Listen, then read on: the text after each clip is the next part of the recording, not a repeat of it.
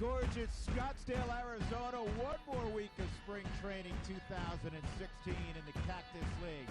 And this afternoon from Salt River Fields at Talking Stick, the two occupants of the facility will go at one another. The Rockies, the road teams, are taking on the Arizona Diamondbacks. And good afternoon, everybody. Glad, as always, that you're along. Big happy Easter to all of you and my partner, Ryan. Thank you. Billboards. Yeah, great Easter. My kids had a big old Easter egg hunt in our house, and I was unfortunate to be able to see it. Who won? The Easter Bunny. The Easter Bunny always won. wins. More on the Easter Bunny in a little bit. Let's take a look at the Southwest batting order for the Rockies this afternoon. And you'll notice off the top of the lineup that Christian Adames is going to work shortstop. Gerardo Parra, who is a good two-hole hitter, he'll be in that spot.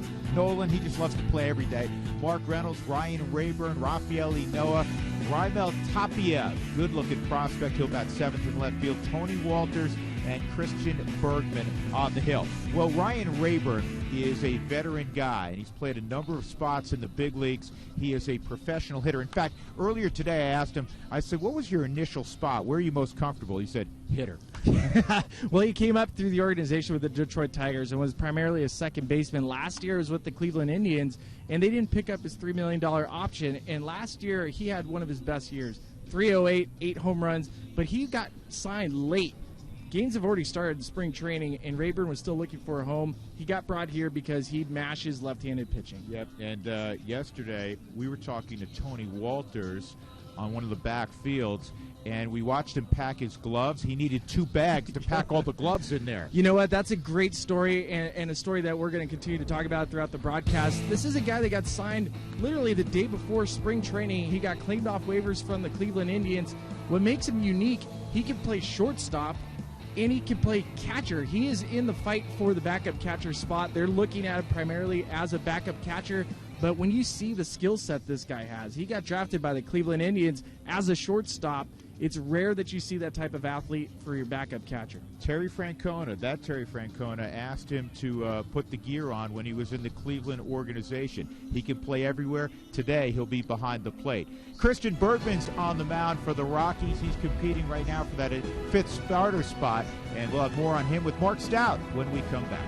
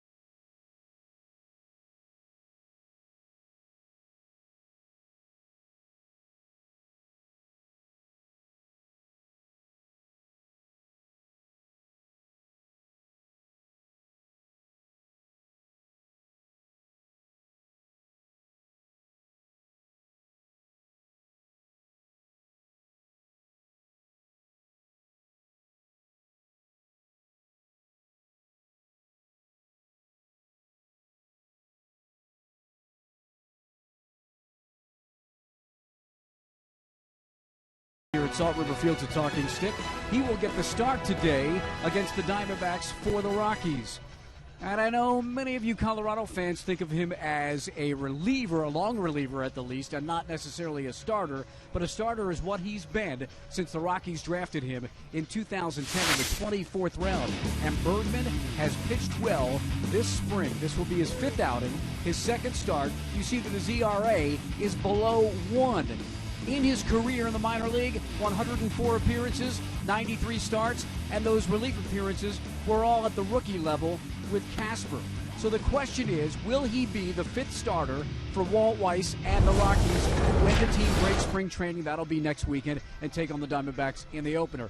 Don't really need a 5th starter until that 2nd weekend of the season when the team is in Chicago. John Gray has the abdomen injury. He did throw today. He was able to just play catch and do some conditioning. And then there's Chris Russin, who threw yesterday. He's got that middle finger injury. He came out of it with flying colors. Threw 34 pitches. He could be in the mix as well. Let's see how Christian Bergman throws today and whether or not he will be a starter or back in that long relief role. We'll find out when we come back here to Arizona for Rockies Spring Training Baseball.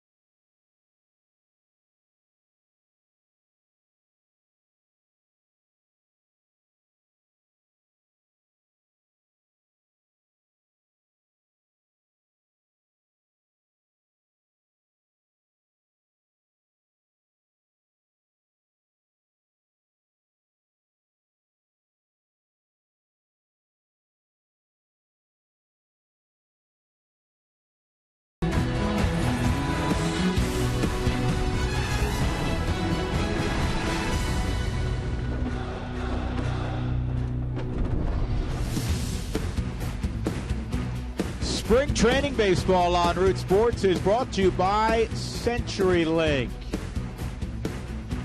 God, I love this time of year. Happy Easter once again, everybody. It is another spectacular day in the Valley of the Sun. And as we mentioned a few minutes ago, just one more week. In fact, next Sunday, the Rockies will have already moved to their regular season road, if you will, hotel in the Phoenix area. It'll be a complete off day, and then Monday night, against these Arizona Diamondbacks, they will open up the season 2016.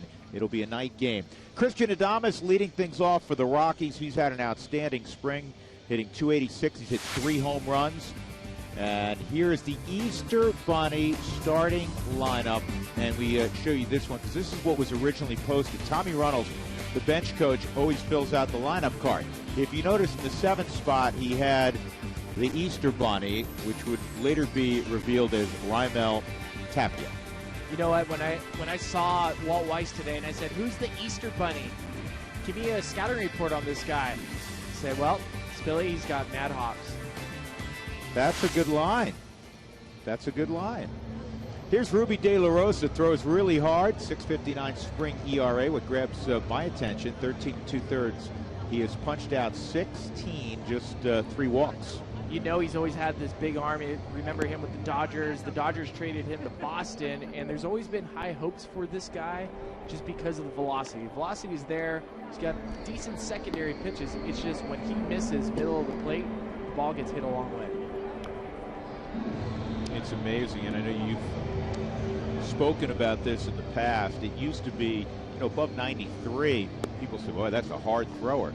Now it's above 95 where the demarcation point is. And guys catch up now.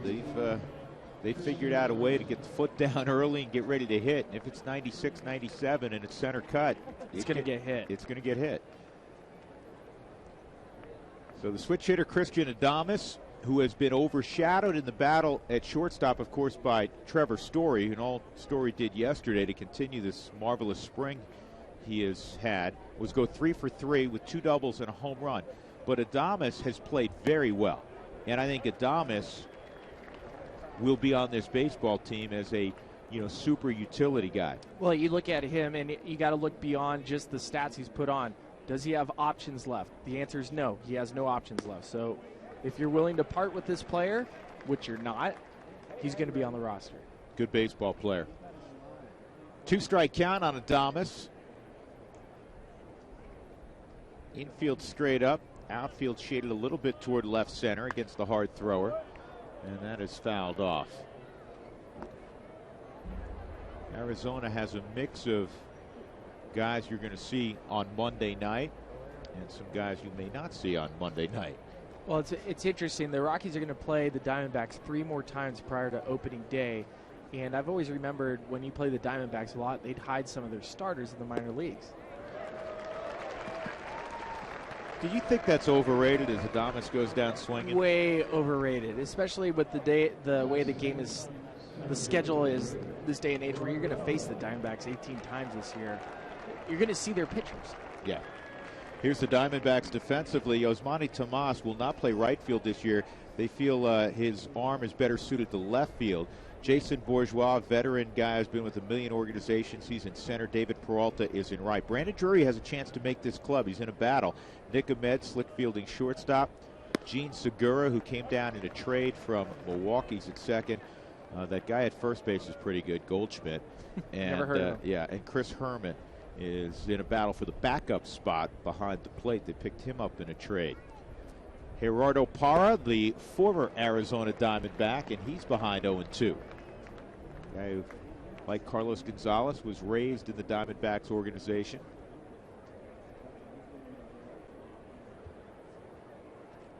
Another guy, Mark Reynolds, was raised in this organization as well. And between the 3 of them, between Parra, Reynolds, and Cargo, these guys are pretty close. They played together throughout the minor leagues. Parra and Cargo gang up on poor Mark Reynolds and wear him out all the time. They call him Grandpa Reynolds. And this is in the air to left field. Tomas, the converted third baseman, makes the catch. And with 2 gone, that'll bring up Nolan Arenado. We were chatting with him before the game today. The Rockies hit on one of their backfields. And I said, did you choose to be in the lineup today, or was this a scheduled day? He said, yeah, maybe I'll take tomorrow off. He said, not only do we all know how much he loves to play, but I think you'll appreciate this, Billy. It's a timing thing, and he feels like if I play 2 and then, I sit a day, or I don't feel as comfortable. Right. He said, I'd rather, play almost every day. And I guess his timing's decent. It's funny, when he rolled up for batting practice today on the field, he happened to be the first one in his group, and he dropped his bag, put on his batting gloves, and grabbed the bat, and his first swing was like a meteor to left center field. I didn't even really stretch, roll the neck a little bit. Here let me we go. give you the other side of the story.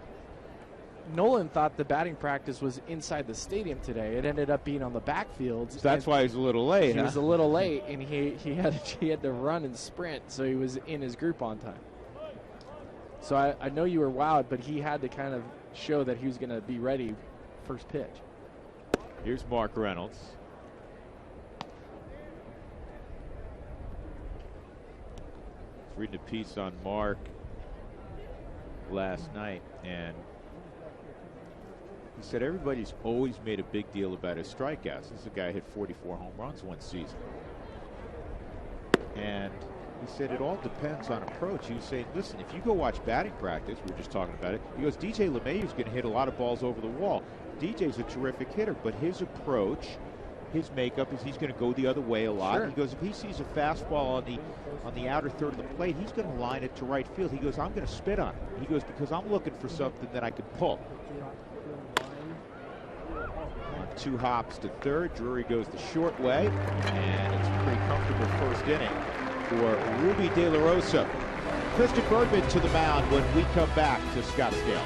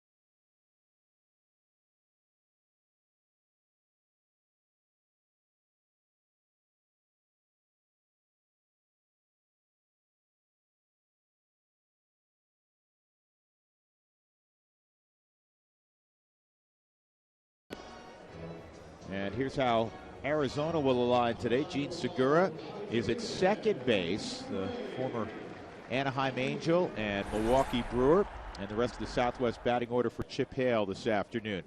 Brandon Drury's always been able to hit. He's trying to stick with this club. He'll be batting second. Paul Goldschmidt, one of the elite players in the game, batting third, coming off another tremendous year, runner-up in the MVP. Balloting to Bryce Harper, David Peralta, Yasmani Tomas, Chris Herman will bat 6th, Jason Bourgeois will bat 7th, De La Rosa, the pitcher, will bat 8th for Chip Hale, and then Nick Ahmed, a product of the University of Connecticut, will be batting 9th, and Christian Bergman, who's such a versatile guy, will have the baseball initially today. You know what? Nothing he does will ever wow somebody. Somebody in the stands might look at his stuff and go, he's not throwing 95. No, but he'll throw a sinker, he'll throw a cutter, he's got a changeup, he can go up and down. In this spring training, he has really impressed a lot of the coaching staff with how versatile he is and how hard he has been to square up. Hitters have not been taking good swings against him this entire spring training. 1-1 on Gene Segura, who's having a huge spring, hitting .521, and he hits it sharply to short. Adames equal to the task, and he gets it across to Mark Reynolds. Here are the gloves for the Rockies this afternoon. The Easter Bunny, Raimel Tapia, is in left field. Gerardo Parra is playing center field. He can do that. Ryan Rayburn is in right field. Nolan Arenado, Kristen Adames, Rafael Inoa, and Mark Reynolds in the infield. And a guy we're going to focus a lot on, as will the coaching staff, led, of course, by the manager, Walt Weiss, Tony Walters, and how he receives the baseball, his actions behind the plate, how he commands the field. He has been, if not for Trevor Story, he's been one of the great stories of spring training for the Rockies. This ball lined to left field into the corner, and it's going to be extra bases for Brandon Drury.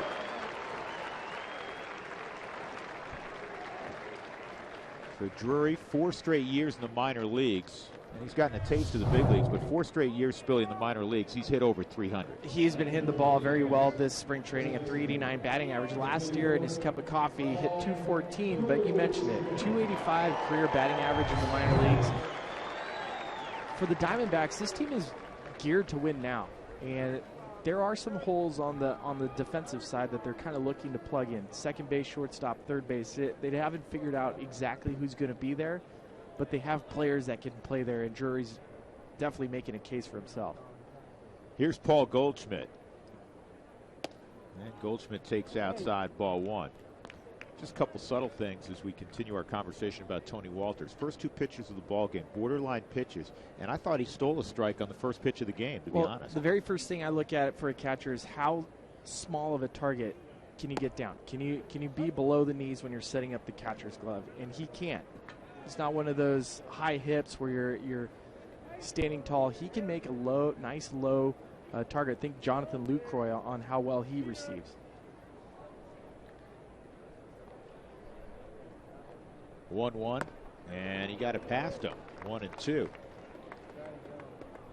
Well, one of the most important elements is, what do the pitchers think of you behind the plate? And he has gotten rave reviews from the Rockies staff this spring. They like throwing to him. Good block. 2-2. Well, Walt was saying it's a catcher with middle infielder hands and middle infielder feet. Walt watched him. He didn't know much about him when he was releasing, right. and the Rockies went and got him. And a great job by the Rockies scouting department to go. It's not all about just the big names. Can you find guys like this who have a chance to improve maybe your club initially, or certainly the depth on your club? And Bergman strikes out Goldschmidt for the second out. Walters, when Walt watched him take ground balls, he said, this guy's a big league middle infielder. You can see right there, that is part of what Christian Bergman makes him so tough. The ability to raise the fastball late in counts. His ability to command not only the east and west, but going north and south on a hitter. And Goldschmidt is a low ball hitter, so being able to get the ball above his belt reminds me a little bit of Matt Holliday. Matt Holliday, anything below his belt, off speed or fastballs, was going to get pounded. Anything above his belt, he'll have a little bit of trouble. Line to left, it is a fair ball. David Peralta is going to drive home Brandon Drury with the second double of the inning. 1-0 Arizona.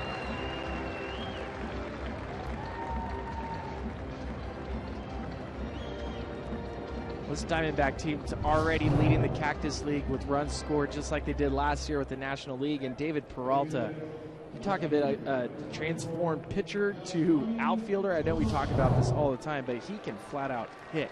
And Cargo and Gerardo Parra were talking about him today. Like, man, that guy, he rakes. Yep. He can hit. Well, he's somewhat reminiscent. We never got to the big leagues as a pitcher, but whenever you think about a guy going all the way back and converting themselves and having success, you think of Rick Ankiel. Fouled off by Yasmani Tomas. Lost a little bit of weight from last year. That was a directive from the club in the offseason. He played around 255, 260 last year, especially if you're running around the outfield. It's a lot of weight to carry. So he's trimmed down a little bit.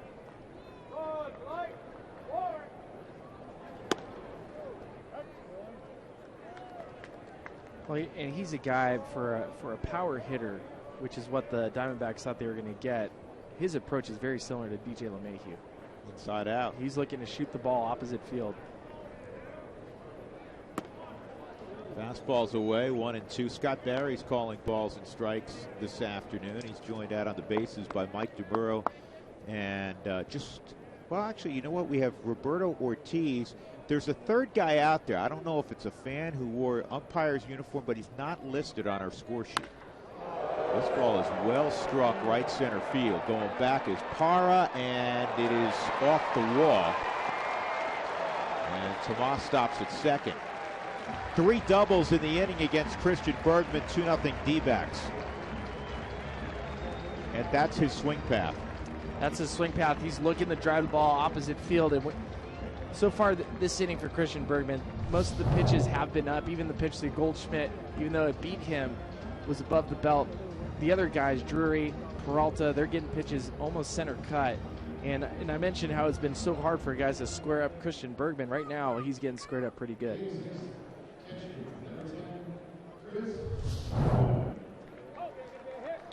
So that'll bring up the left-handed hitting catcher, Chris Herman. Up and down the last 4 years with the Minnesota Twins. Diamondbacks liked his receiving ability, and they made a move to get him. Wellington Castillo, what a find for the Diamondbacks last year. They picked him up. He was with the Cubs in Seattle briefly last year, and then he came to Arizona. He had 17 home runs. He's the #1 guy. Well, and they brought him over to be a good receiver. They weren't expecting the offense that he was going to put up. But if you remember back when he was in Philly, you may have been over in Japan, but when we first saw Castillo with the Cubs, and you look at his swing, he's got a good swing. It's not an accident he had 17 home runs last year. But I think you look around the league, or if you talk to other people, and did you expect him to hit 17 home runs? Most guys said no, not even close. Yep. That's funny. He was in Seattle for I don't even know if they finished. The stitching got finished on his name on the back of his uniform, and then he was off to Arizona. I mean, it was such a short stint, Spilly, with the Mariners. He didn't even see it rain. That's really short. That's a very short stint, yes. 2 balls and a strike on Chris Herman.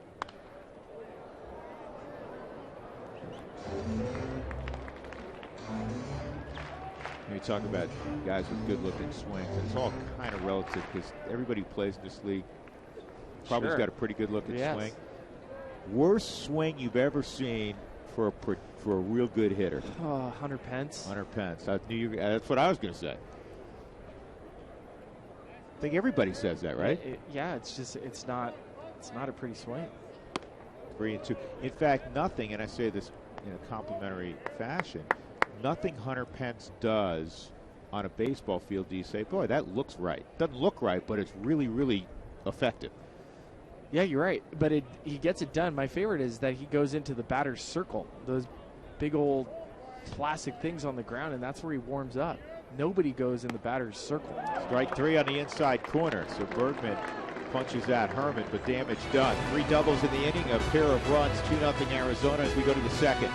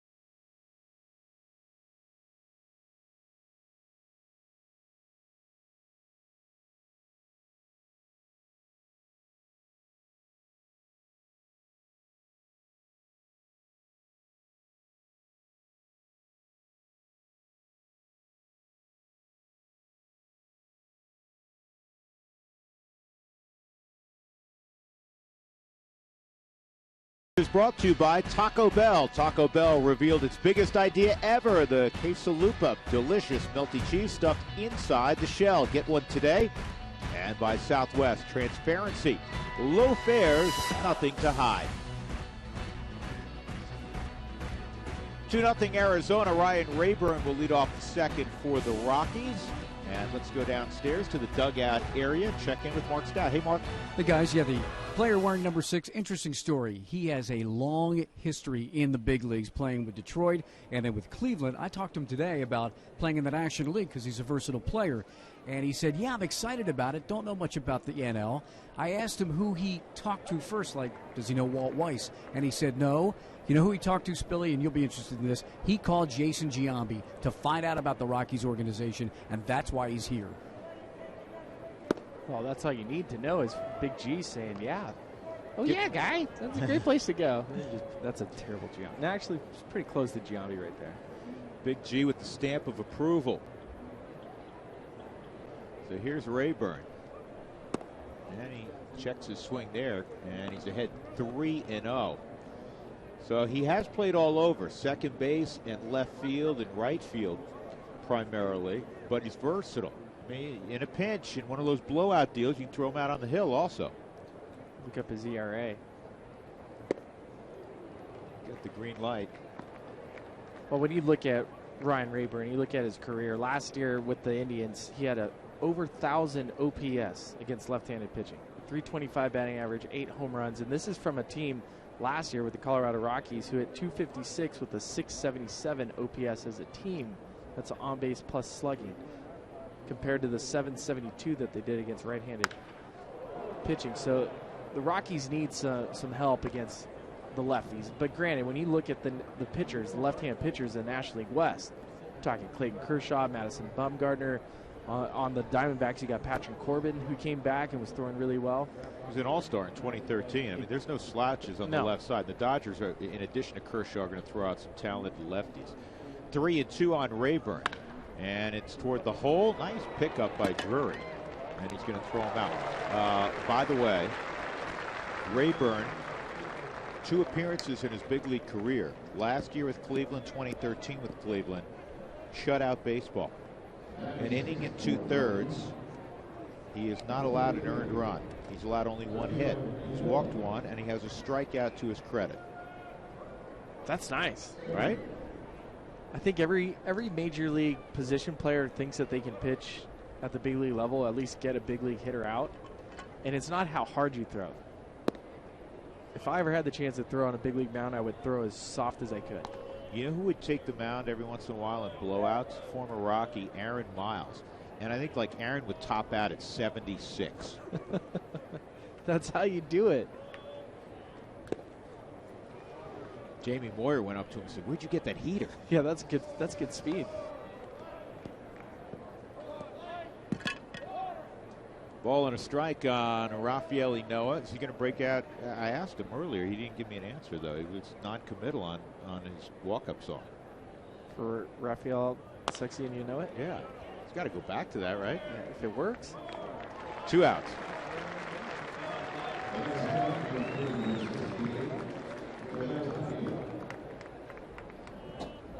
Raimel Tapia is going to come up. One of the top prospects in the Rockies organization. He was sent back to minor league camp a little more than a week ago, but he was impressive this spring, hitting .357. Don't be fooled by the body. He's going to put on weight. He can run, he can hit, and he can hit for power.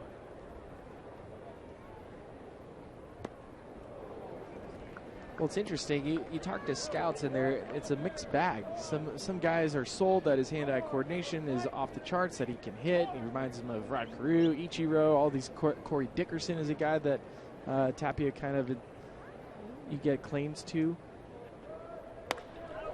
Drop.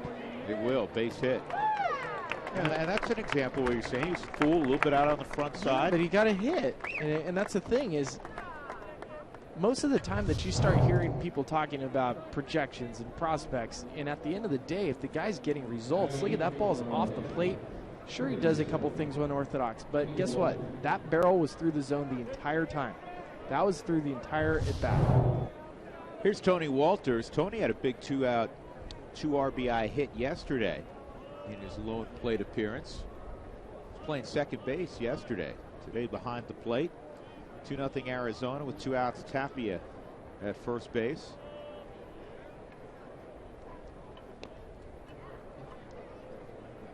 Jeff Bridich is going to join us around the 3rd inning, the Rockies general manager.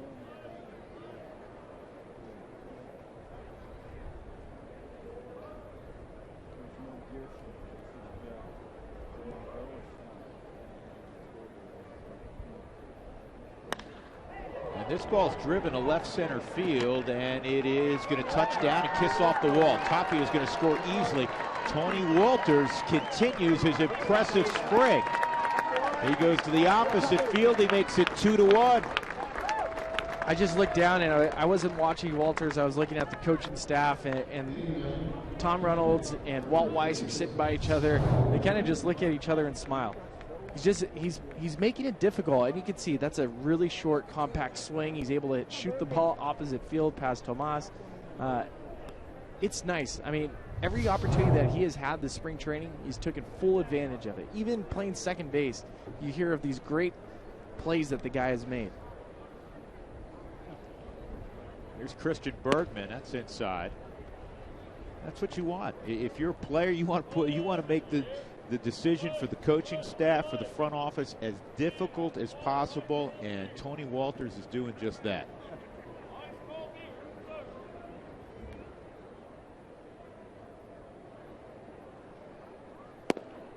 Bergman takes a strike. You know, we were telling the story about Walters and all the gloves, and we were being literal. He has an 11.25-inch glove he uses at second. A lot of guys who play up the middle use the same glove. He uses 11.5 at second. He uses a 12-inch glove at third, and he has an outfielder's glove, obviously, which is 12 3/4, and then he has his catching gear and gloves. Spilly handed him his backpack. He said, "Dude, man, you're having trouble closing the zipper." Yeah, I had to carry some of the gloves for him. I was his glove caddy. Glove caddy. Yeah. That's what, players who retire often do. They become glove caddies. I'm now a broadcast caddy for you. I carry your bag. Not quite. Bergman hanging tough. Well, and you and I both know spring training stats are sometimes really hard to predict. It's not just because you hit 400 in spring training. Nolan's hitting over 600 in spring training. He's not going to hit 600 for the season, but it is a good precursor for if the guy's going to do well. I've seen guys have terrible spring trainings, phenomenal seasons, and vice versa.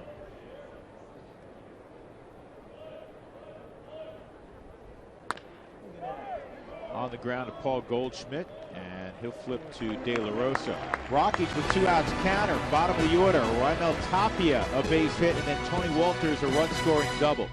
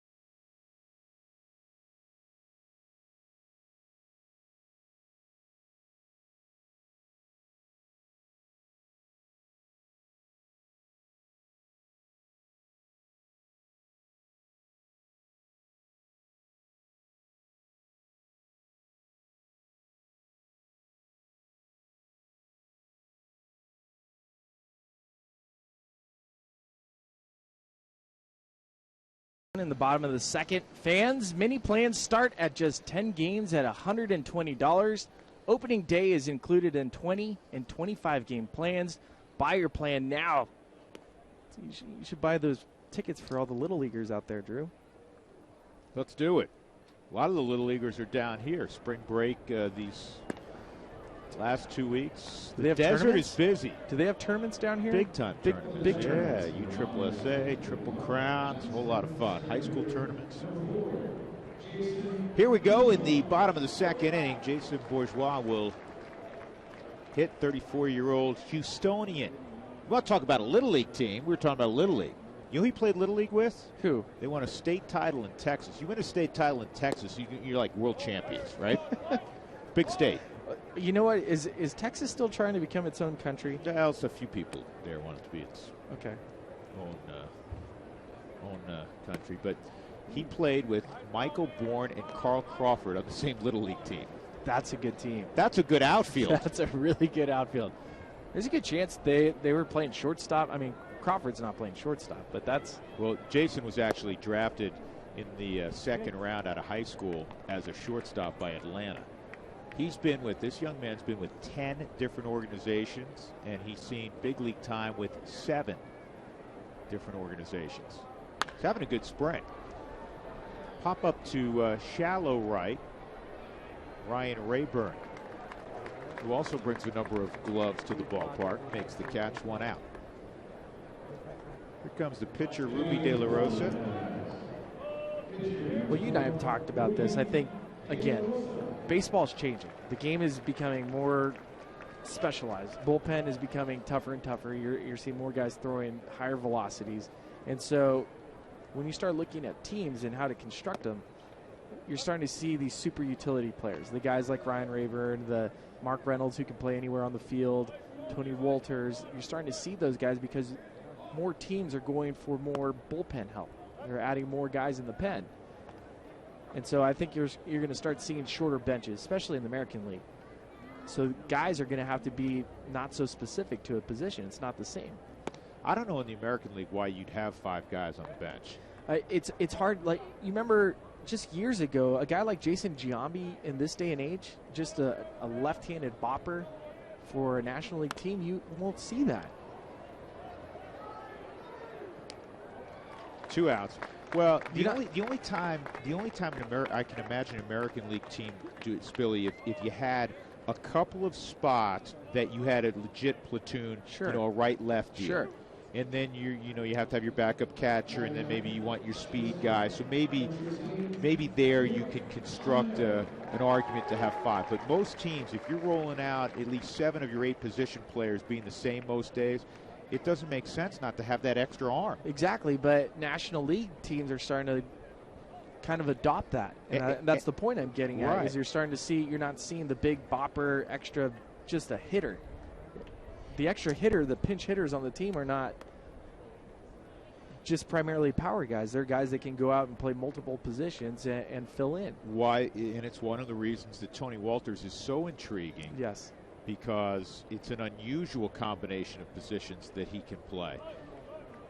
And the Rockies, maybe more so than any team in the National League, would lean toward a 13th pitcher because, Coors Field, yep, let's face it, there's always going to be a fair share of high-scoring games, and you run through a bullpen at times when you're home for a while. I don't think that's any great mystery. 1 ball, 2 strikes. Bergman gave up 2 runs on 3 doubles in the first inning, trying to get Nick Ahmed here, the shortstop for Arizona. And he's had a great spring offensively. He has a terrific glove. Gene Segura was brought on via a trade from Milwaukee. His natural position, shortstop. He's been playing a lot of second base, and he has said he's not comfortable playing second. However, you have Chris Owings there. Mm-hmm. They went and got Segura to play. Owings played some second base last year and made some really good defensive plays over there. Yep. See how it all works itself out for Arizona. That's strike 3 on Nick Ahmed. Strong inning for Christian Bergman. We'll go to the 3rd. Jeff Breidish is going to join us when we come back. 2-1, the Diamondbacks.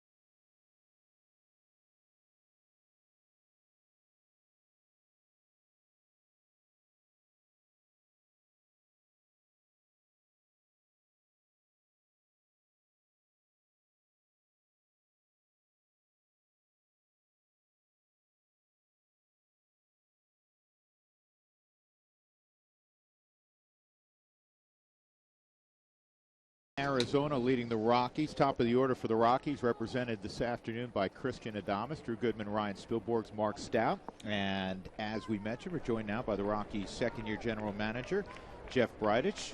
Jeff, how we doing? Second year, wow. Wily veteran all of a sudden. Well, you are. Second year, man. You move from rookie status immediately to grizzled veteran. And I think I have the gray hair to show it. So We should just ask a softball question right off the bat. all right. Who's all on the team? Oh, Nice. silence. Is that indicating? Well, no, we'll give you. Let's We'll give. start with third baseman. Let's start with the third baseman. You want the third baseman? Third baseman, I think, should stick. Just my 2 cents. We'll give you a softball question. Yeah. How about the spring for Trevor Story? Yeah, it's pretty good. Yeah, I think he and the kid up at the plate right now, Christian Adames, they both have come in here, and it's a hit. They both played very well. So it's been, I don't think it's completely surprising. For the people who have been around Trevor and Christian, basically their entire professional lives, to see them do what they've done. It's never a guarantee, though, so it's really nice to see. I'm glad you mentioned, because Spilly and I the last couple of days have been singing the praises of Christian Adames, and he's been overshadowed because Trevor Story's been out of this world. That's a baseball player at first base. Yeah. He really is. If you would have, he has grown up. I'm proud of the kid because he's grown up so much in the last 2 years. 24 months, even 24 to 30 months ago, there was still a little physically some baby fat there. Mm-hmm. There was, he was at times pouty and very emotional on the field. And over the last 2 years, there's been this transformation into an adult. And I think along with that, there's a lot of belief and confidence. And, he's really taken off. And, as long as he keeps his body in shape, it's going to be that lower half has a tendency to get, it's just his genetics. If he and we together keep him in shape, he's got a chance to be a really good major leaguer for a long time because he's got a lot of skills. What's impressed me so far, and just talking to coaching staff and different players, is the friendship that Trevor Story and Adames have together. They're competing for the shortstop position, and they are around each other. They spend time together. They eat together. Mm-hmm. How does that make you feel as far as the culture that you guys are creating in that locker room? Well, part of that is them growing up together in this organization, and when you have, I think it's easy to take for granted. You think that, well, guys grow up together, Spilly, yep. There's that camaraderie, there's that competition between teammates or among teammates. There's that combination of those elements, but it's not a given all the time. And for those guys to like each other and hopefully love each other as teammates, that's really important as they move forward in their careers together. Here comes Nolan, and it's so funny because we were teasing him earlier. I said, do you want to take a day? And it's not only his passion to play, his true love affair with playing the game. He doesn't want to do anything that may, even 24 hours off, that may disrupt his timing at the plate, which I think you've noticed is pretty good right now. Yeah, bottle it up and save it, right? I'm not sure that Nolan would know really what to do with himself if it wasn't. I mean, I'm sure he finds ways to occupy his time during the offseason, but it seems like when it's baseball season, it's go time for that guy. He's such a baseball rat, so he's obviously in a very good place on both sides of the ball, offensively and defensively. One obligatory follow-up on Trevor's story, because the industry talks a lot about it. The Cubs and Theo got this question quite a bit last year with Chris Bryant. Do you, from the business standpoint, do you slow the clock down and you wait a few weeks? Uh-oh, did he get another one? Yep. Fly. Ooh. He'll get a double out of it. Adames had to wait to see if the ball would be caught. He'll stop at third base, and 2 more hits for Arenado. And it's second and third with 1 out. Again, nobody touches the inside fastball better than Nolan Arenado. And the fact that Yasmani Tomas may have 2 assists today on doubles in left field. That ball is still squared up, but nobody hits the ball inside. That was well said, by yeah. the way. Mark Reynolds coming up. But very quickly with Trevor's story. The business side of the Bryant rule.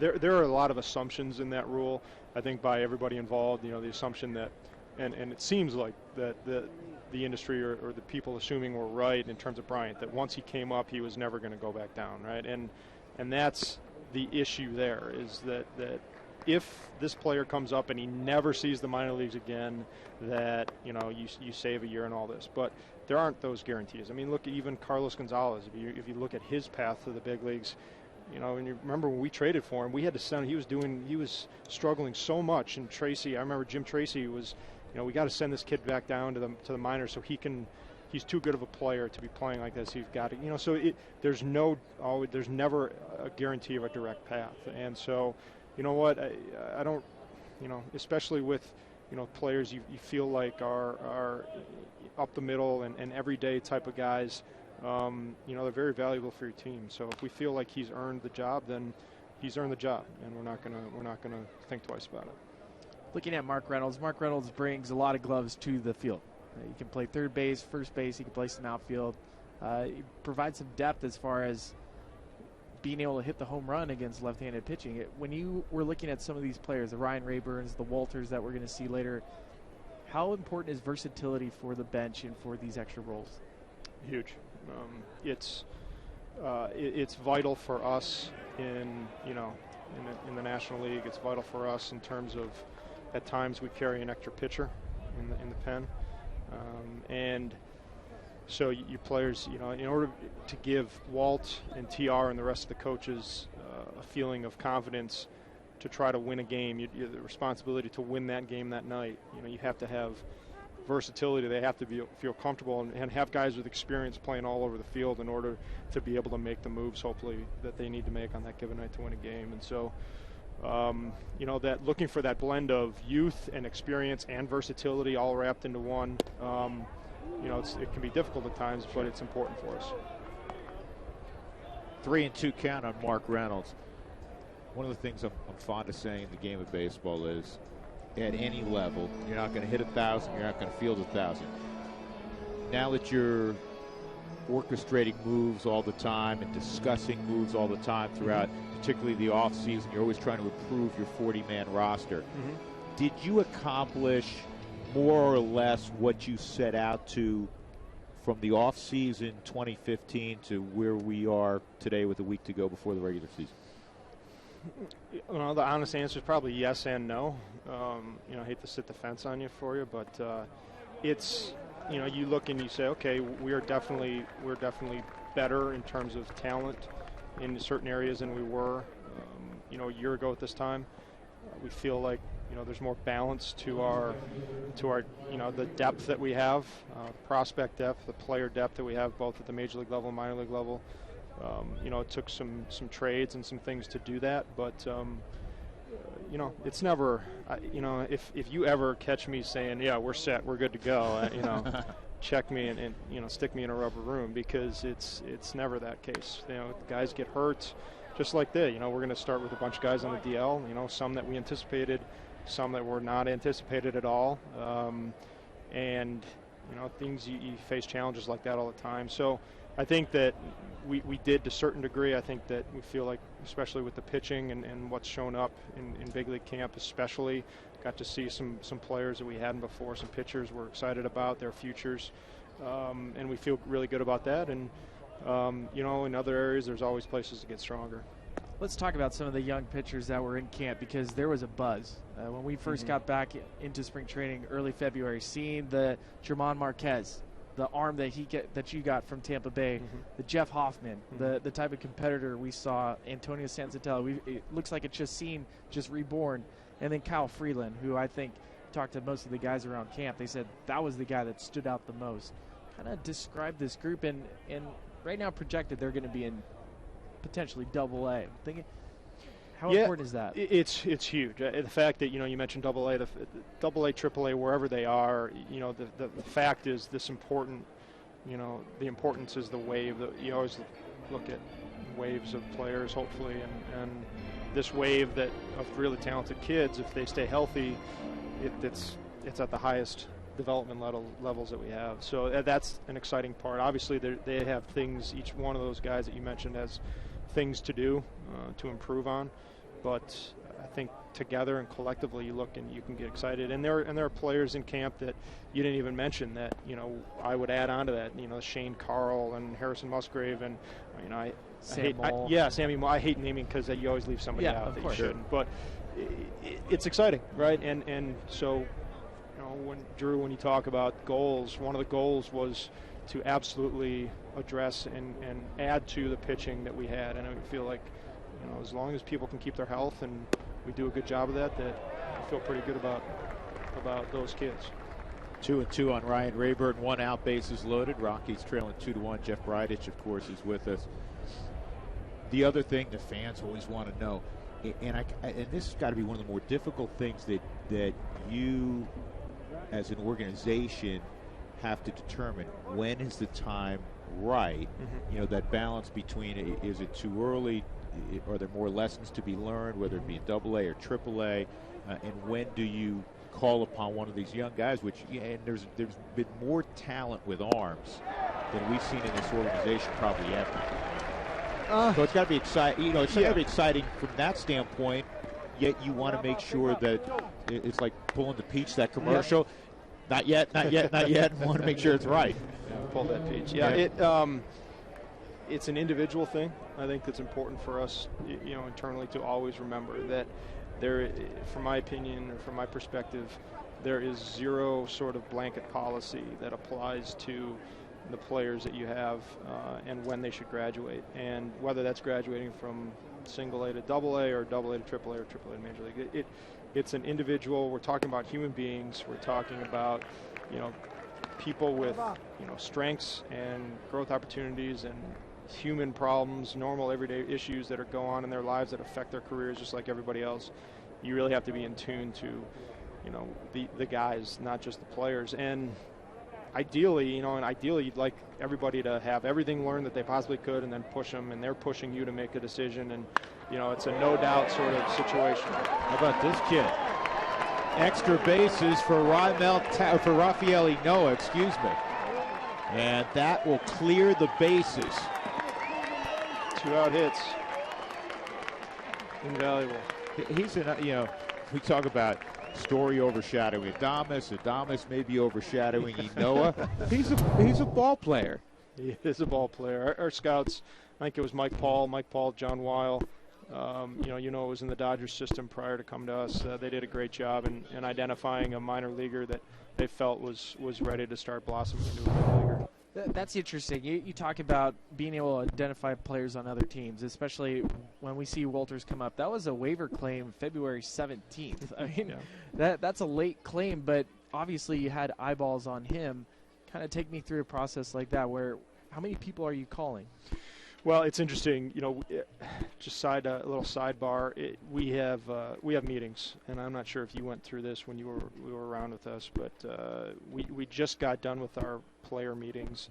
You know, and we sit with each player for about half an hour, 45 minutes, and go through everything. And we were kind of reminiscing with Adam Ottavino and how he came into the organization, and that was a waiver claim, and where he was in his career at that time. And you know, it's a similar sort of situation. But with Tony Wolters, you know, I really have to give credit to Johnny Weil. He was the one who and it's his job, and he did a really good job. He pressed. He would not leave me alone, and he did all of the digging and all the research and talked to all of our guys and everything that we do and all the combination of factors. And, you know, honestly, I was focused on some other things, and I'll finish the story after Tommy gets running around the bases here. He glides into second with a double, and he did that in his first at bat. He gets out a little bit on his front side because he just lifts up on his toe, but he finds the barrel a lot, doesn't he? I was just about, you took the words out of my mouth. He finds a way. It's unorthodox at times, but the ball hits the barrel more often than not. Well, and the funny part is this is his 2-strike approach. He goes into this really strange crouch, and I remember back in the day with Clint Hurdle, he talked about taking a physical change for 2 strikes. This guy does it. When you guys saw when he first started doing this, was there any sort of pushback, or you know what, the guy hits, just let him do it? Yeah, if it ain't there's a certain, I don't believe in it all the time, but there is that old adage of it ain't broke, don't fix it. Sometimes it applies, and when he's got elite sort of hand-eye coordination. That obviously he's facing off against a double-A kid facing off against a big league pitcher. He can game winner. Yeah, I mean he can do these sorts of things. So you don't make it too complicated. But to finish on Walters, our everything that we do, the combination of scouting reports, the video watch, the analytics, John Weil and our scouts do that. Our pro scouts do that very well.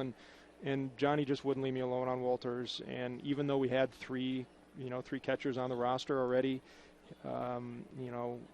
he said, look, this kid's an athlete, and he's going to bring some athletic versatility to what we got. Like that? And what was that? Hold on, Jeff. What was that? That was, whoops.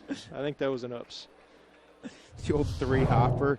Let's see, almost stop the clock. Well, you see something new every day. At least from the Diamondback side, at least it's spring training. And right. But so anyway, we're I mean, obviously the kids come in, Walters come in here and just versatile. I mean, Spilly, to go what you said before, the versatility of the athleticism, positional versatility, a left-handed bat. There's a lot of things to like there. It's funny because I know how close you and John and Zach Wilson are. Has John kind of looked at you this spring training after how well Tony's done and see, I told you, I told you. No, he's a humble guy. I mean, there's his ways of saying. It's another base hit. Unbelievable. My Lord. And he runs well. Another double for Walters. He has two of those. He drives in the Rockies' 5th run of the inning. And now with Bergman coming up, the Rockies have hit around in the 3rd inning. It's beautiful when all of these guys on cue can show off a little bit for you, huh? Well, sometimes when I come on the air, whether it's TV or radio, it's a stinker of an inning. This one's been pretty much fun to watch. You know what I like, and I know you're following this away. I know Spilly is.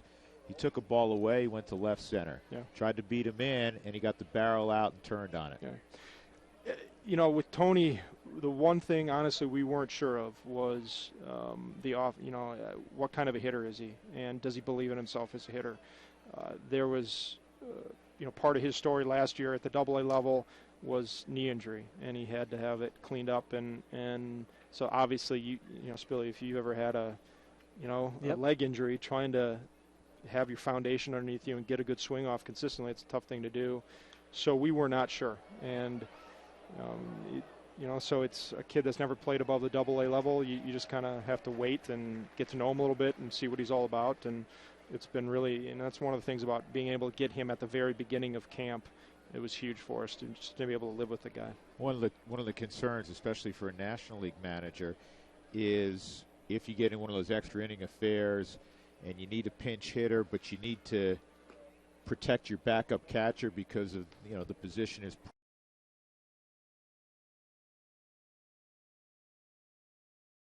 Has had to run behind the plate. That didn't work out. So when Jerry DiPoto threw a pretty good slider. Anyhow, you can throw this kid in the middle of the infield. He's in the game. Somebody gets hurt. Boom, he puts your gear on. Yep, that's absolutely right. And even last year, our emergency guy was Danny Descalso. And, with him being hurt now, we'll see. The versatility is great, and we're going to have to find one of those guys this year some way, somehow. Stick around for Jeff. Jeff Bridich will continue with us when we come back. Big inning for the Rockies. 5 runs. They're up 6-2, middle of 3.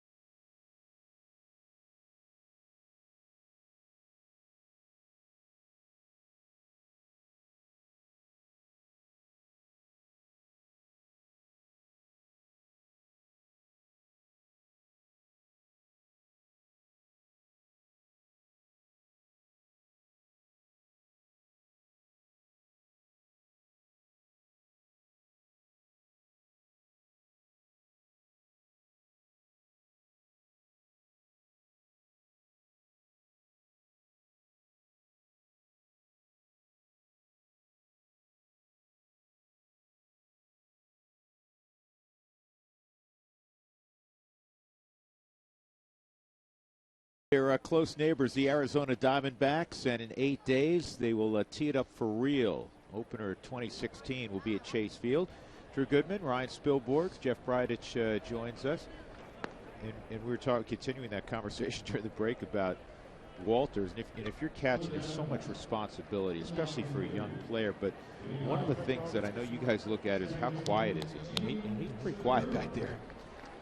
You know, I don't think, I'm going to stereotype here a little bit, but catchers have never been known for their rabid athleticism, right? But in this case, you're throwing yourself under the bus. To say. Well, I mean, that's easy to do. But the thing with him, he's a middle infielder that's converted.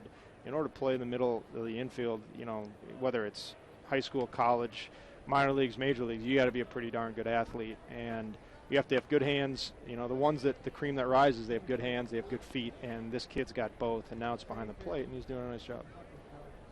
Got to ask you about the fences, how they've changed at Coors Field. And for the fans at home that don't know, now the right field has been raised 8 feet 9 inches to match the auxiliary scoreboard. Mm-hmm. You can see it right here. And this will now line from the right field line all the way into center field. And then left field has a new fence over the auxiliary, just right by where the utility trucks come in. What was the reasoning behind raising the fences?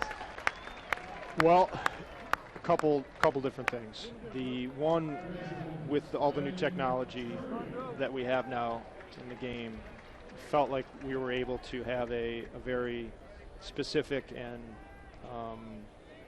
quantifiable and pieces of information collected over multiple years that we could believe in, and that and so that helped. That for a long, 2 decades now, a little over 2 decades, we've played in Coors Field, kind of how we know it. And there's been a lot of ideas tossed around. What were some of the ideas over the years? Well, should we move all the fences in? Should we shift the field? Should we cut down the alleyways? And I'm just conjecture, should we raise all of the fences raise them up all 30 feet high? Green monster. There's all sorts of stuff that have been tossed around, but now we have the technology to say, okay, how do balls play? And it's not just where balls land, it's how balls are hit, and come off the bat. And so, that combined with basically us knowing how it plays, or how it has played for a long period of time, we felt like there were some educated guesses, and that's really what this is. It's some educated guesses as to raising some fences and maybe making it just a touch more fair for the pitchers. And we don't know. There's no guarantee. There are no guarantees that come with this, and we're going to all find out together. But we feel like maybe this could be something small that could be potentially meaningful. When the computer spit out all its information, I know a couple of the first people you called in the office were your third baseman and your right fielder. To tell, Cargo came out famously and said, I would have lost only 1 home run last year. Is that is that accurate? I don't really know. The third baseman, I don't. No one ever hits it to right field, so he doesn't care anyways. Those guys, I don't think they really care. They, obviously there might be 1 or 2 over the course of a long season, but the way that Cargo hits the ball, they usually. You have to put the fence up by your office. How high can we possibly build it, right? But look, and there's going to be absolutely. We play in Coors Field just like our opponents do. There are going to be some balls that are hit and they hit the fence, and it would have been a home run for the Rockies. Is there a psychological component to this, do you think? We'll find out. Yeah. Potentially, we haven't experienced it yet, so it's tough to know exactly how it's going to all play out. But I think that it's fair to say that and this is quasi tongue-in-cheek, but we live in an offensive ballpark. And, if it's okay that our pitchers get a little bit of a nod, then that's all right. Well, it's not like you're losing extra base hits here. These are extra base hits. You're going to see an increase in doubles and triples. Obviously, some of the home runs, I know in my career I would have probably lost 20 or 30 home runs because of that fence. But you're not. What is the percentage? Wait, how many? 20 or 30 home runs. I had 40. I wasn't going to say anything, Spilly. I was going to give you the benefit of the doubt. When you saw the fence, you're like, oh, well, Spillworks isn't here. I mean, it wouldn't affect that many guys. Well, even your famous that would have slam, way that would over have been way over that it. thing, Yeah. So it wouldn't affect me that. But what is the percentage guessing that the amount of home runs are going to drop?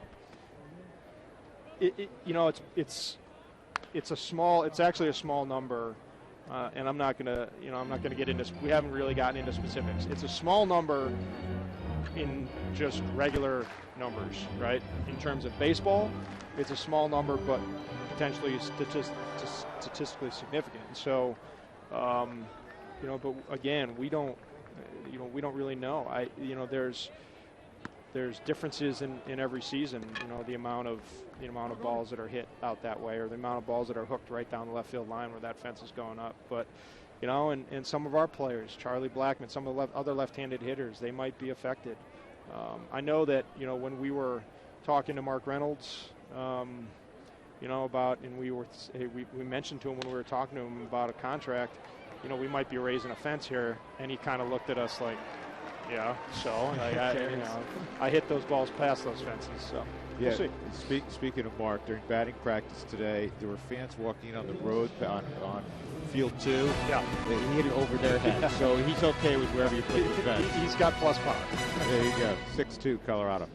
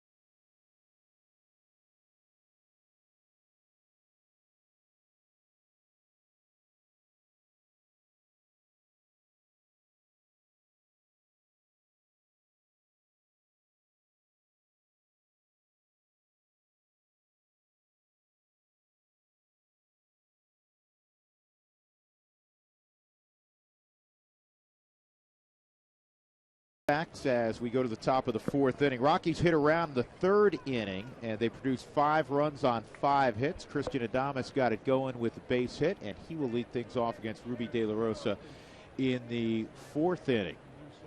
Jeff Bridich continues along for another half inning with us.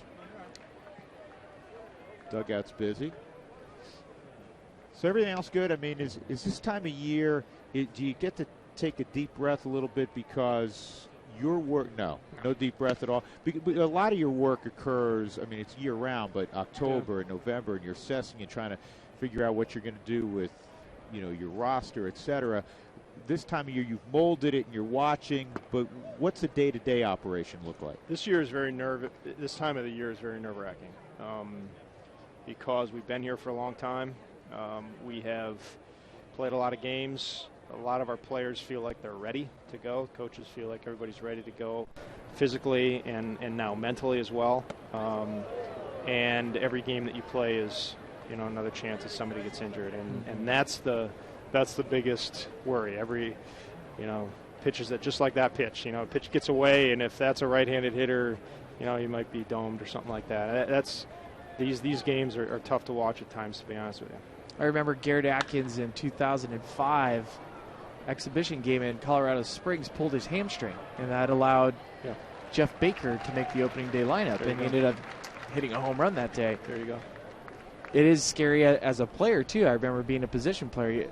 just like Nolan. Nolan wants to be out of here. He wants this thing to be done and over with. Well, anytime, Spill, you could talk about that. Anytime that you're not emotionally invested, it's you have a chance to get hurt. And just because you're not reacting the same way, the adrenaline's not flowing the same way, you got a chance. You take your foot off the accelerator just a little bit, and that's when, against the best of the best, bad things can happen.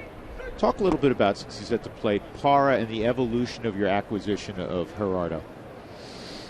Well, it did coincide with the trade of Corey Dickerson and Kevin Padlo to the Rays. It wasn't a one-to-one correlation there.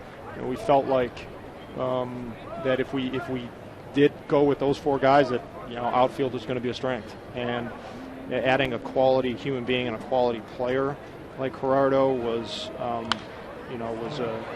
goal. So we were talking to him for a decent amount of time over the course of the winter. Obviously, he was fielding offers or an interest from other teams, and it just got to a point where it seemed like there might be some momentum that a trade that made sense for us could happen with Tampa, and those things were a little bit hand in hand, but not entirely. Let me ask about the trade with Tampa, just because Jake McGee and I've mentioned it before, Jason Mott, two guys that the last couple of years have been primarily fastball pitchers, throwing high velocity. I think they ranked 1 and 2 between 2014 and 15 with fastball usage. Is that what you're looking for now when you're looking at bullpen arms? Just understanding that fastballs aren't going to move as much at altitude where it's being affected, let's say, like a curveball? Yeah, it's different for each guy. John Axford's, you think about last year, a good example is Axford. Mm-hmm. He threw some great curveballs pretty consistently when he was throwing, when everything else was working for John, his curveball was working just fine. And so it's different for each guy. Obviously, if you can get outs with a fastball, yes, and you have command and control of that thing, and you actually get big league hitters out with it more consistently than not, then I think that would be of use to anybody, not just the Colorado Rockies. But more than anything, and I think I've said this fairly consistently when asked the question, it's guys that believe that they're good and they believe that they're gonna pitch well, and so those two guys would qualify for that. 1, 2, 3 inning for De La Rosa. Jeff, we appreciate the time. Good luck come next Monday. Thanks for having me. Appreciate it. Thank you. Jeff Bridich, the general manager of the Colorado Rockies. 6-2, Rockies in front.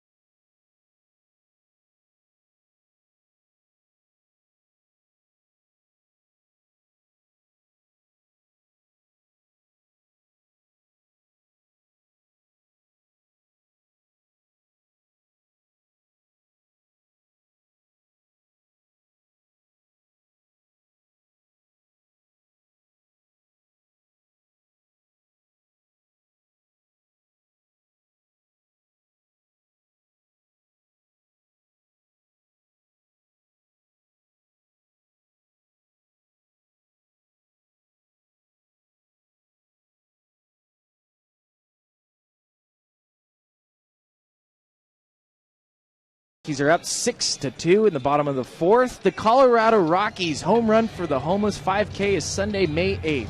Go to Rockies.com/5K to register today. That was enjoyable, that time with Jeff Bridich for the last 2 innings. Absolutely. And you know what?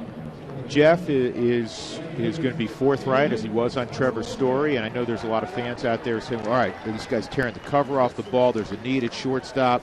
And it's a legitimate fan question, especially given most recently what happened with the Chicago Cubs, where he tore the cover off the ball. Chris Bryant did last spring, but they delayed the start of the clock. And I also understand it from the Cubs' perspective because it gives them, in all probability, one more year of control before someone like that makes really enormous money and is that much closer to free agency. But Jeff was very candid. Absolutely. He said, "Listen, if he earns the job, which he clearly has, he's going to be there." Well, and last year I took major exception as those balls hit to center field. Parra's not going to get that. Peralta can hit. Yes, he can. He can hit. He's going to get the third on this ball. And you know what? He runs pretty well, too. A leadoff triple for David Peralta in the fourth.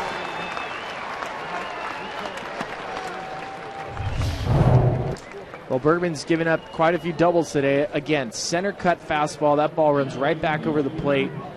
You talk about a nice inside-out swing with some power. David Peralta, that is a fantastic swing. The reason why last year this National League team led all of it. They led the National League in runs scored, right in front of the Rockies. And keep in mind, A.J. Pollock, who emerged last year as one of the elite players, truly elite players in the game, two-way players. Yes. He's a tremendous center fielder. He has been battling such significant elbow soreness. He has not appeared in a big league spring training game since March 8th. Now, he got 5 at-bats this morning on a backfield against Archie Bradley. They hope internally that he is ready to go on opening day. Dave Stewart, that's a line drive to Nolan Arenado, not where you want to hit it. Tomas has retired one out. Dave Stewart has said he believes he's going to be ready opening day. But that's got to be a concern when you've been shut down, at least defensively, for 3 weeks. It's not good. Luckily, they have Socrates Brito, but beyond A.J. Pollock being part of the everyday lineup, Goldschmidt and Pollock are inseparable. These are two guys that their work ethic and their routine is side by side.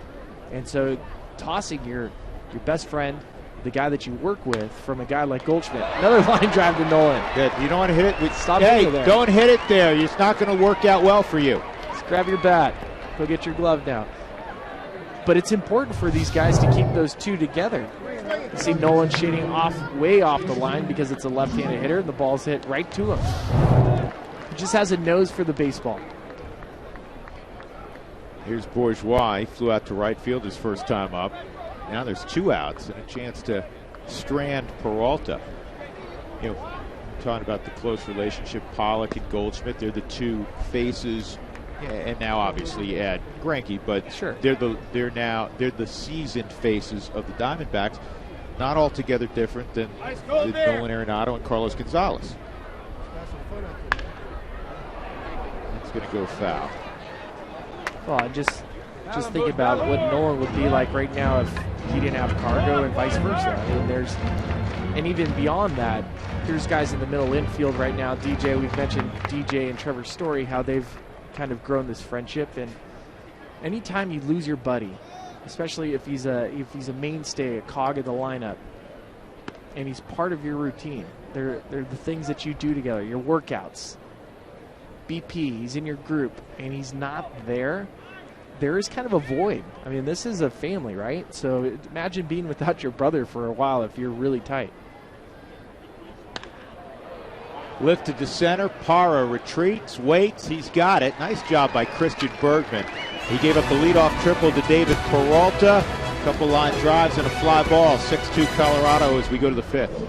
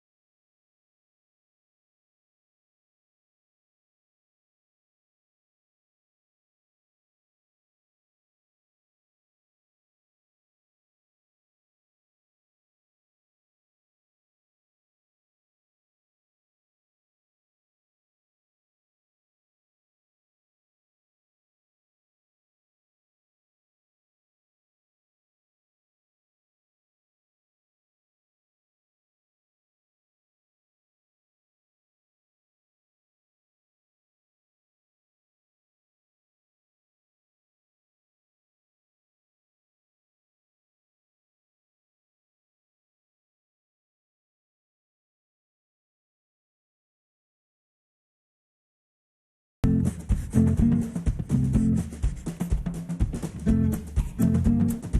I'm Charlie Blackman. It's time for a new segment called Dear Charlie, where we answer some questions from fans. Today I've got a question from Ruby. She asks, do you believe in the Easter Bunny and why? Well, Ruby, I definitely believe in the Easter Bunny. How else do all those eggs show up Easter morning? I do think there's a cutoff on the Easter Bunny, though. They stop visiting you after you turn about 14, then it's no more Easter Bunny. But for sure, it's a great part of Easter, and I enjoy eating those chocolate eggs. All right, back here in Arizona, 6-2 Rockies are up. Charlie joins me. Did you get some Easter candy today? I got a little chocolate bunny. Like a Reese's bunny or something, or Yeah. Who doesn't like that? Everybody likes that. So we're going to have a really cool thing that we're going to debut this year. It's Dear Charlie. We want kids out there to write you handwritten letters because you're kind of into the handwriting and the penmanship. Right. I think it goes a long way to be like, hey, I wrote you a letter, and I didn't just type it up and send it to a bunch of people. I wrote it with my own hand. And kids, they could ask you baseball stuff, or they might ask you, like about the Easter Bunny, right? You never know what kids are going to say. So- That's what makes it so fun. Okay, so if you want your kid to write a letter to Charlie, he'll try to answer it if he can. It's $23.99, and it's Blake Street, Suite 130, Root Sports. It's Denver 80205. Go ahead. Drew wants to ask a question to Charlie. What do you got, Drew? Well, I'm writing it in block print right now. So what I started to write here was, Dear Charlie, Okay. what was the date the last time you shaved? So Drew is going to kick it off, even though he's a kid at heart. Sure. Dear Charlie, comma, what was the last day, the date that you shaved? Would have been October. He's going back a couple of years? Couple years back, yeah. Before November? Oh, yes. Yeah. It was in preparation for November. So like October of 2014? I think so.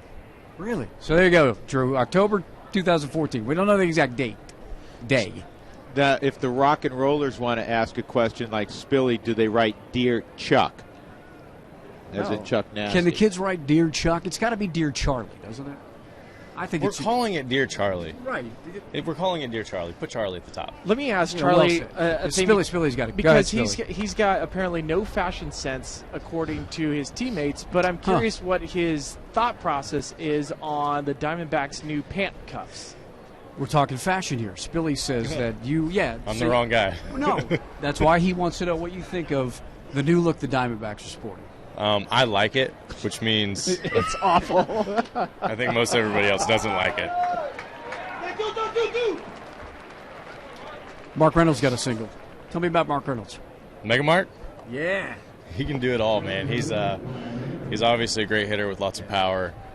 Very versatile player. Can play the outfield. He's done a great job at first base. I'm really excited to see what he can bring to the team this year. All right, Charlie, have a good year. Kids are going to send you some letters. We're going to have some fun. I'm excited. Yeah. Thanks. All right. Drew, Spilly? I love that segment, Dear Charlie. It's great. And you know what? And I'm being serious now. I was being serious about my first statement, but I like that Charlie wants all the kids to write because we live in this 140-character world where nobody knows how to spell anymore, and nobody has good penmanship. I hope my boys are listening back home right now. So this off season, Charlie wrote me a letter. Did he? He sent me a letter because I forgot what it was about, but I have the letter at home. Oh, that's what it was. I let him stay at a place that we have. He stayed in our place up in the mountains. Right. And he wrote me a thank you letter to thank us, my wife and I, for letting him stay there. So as a response, instead of me texting him back, I wrote him back a letter saying you're welcome and responding to his. And when it came to this whole idea, I kind of mentioned to Mark Stout because Mark was saying, I'd love to get Charlie involved in the broadcast and do something. I told Mark, write Charlie a letter. And that's kind of how it spawned the idea. But Charlie's been writing handwritten letters to people this entire offseason. Good for him. And I think that's awesome. It's like a lost art. It took me a while to spell things right. Sincerely, it took me like 3 cards. You check it on your phone. Okay, there it is. There's where the C goes. There, right? But I put the address in the top right corner. That's where the stamp's supposed to go. I mean, people have forgot how to do all these things. You know what I tell kids? You want to separate yourself if you go on a job interview? Instead of emailing the person back, which is not inappropriate. No. Write them. You want to stand out? Write them a letter. If I remember correctly, and maybe Mark can go grab Charlie back, the reason why he did it, I think he heard Peyton Manning was doing handwritten thank you letters to people. Kind of reminds me of what Michael Kadire used to do when he was signing autographs. You sign every day for the fans, and he wanted to make sure that people, when they got home, they knew whose signature they got. Oftentimes you can't because guys are scribbling it so fast that it's illegible, or unless you know their signature, there's no way to decipher it. And Michael learned that from Harmon Killebrew. He's lined to center, and a sinking line drive caught by Bourgeois. That retires Rayburn. So Reynolds returns to first. Rafael Noah, who had a 3-run bases clearing double his last time up, will come to the plate. But Michael would sign it, so there was no question. When you got home, you saw every single letter in his name, and you knew you had Michael Kadire's autograph. Many of the Minnesota Twins were that way. Justin Morneau, you could read his autograph. And you're right, Harmon Killebrew, I remember asking him the same story because my signature is just an R and an S with a little scribble. It's awful. Just like cursive is a dying art. I mean, the fact that people have decent penmanship. How's anybody going to sign their name who's growing up today? I don't know. With sign my a couple name. Characters, Right. emoji. Right.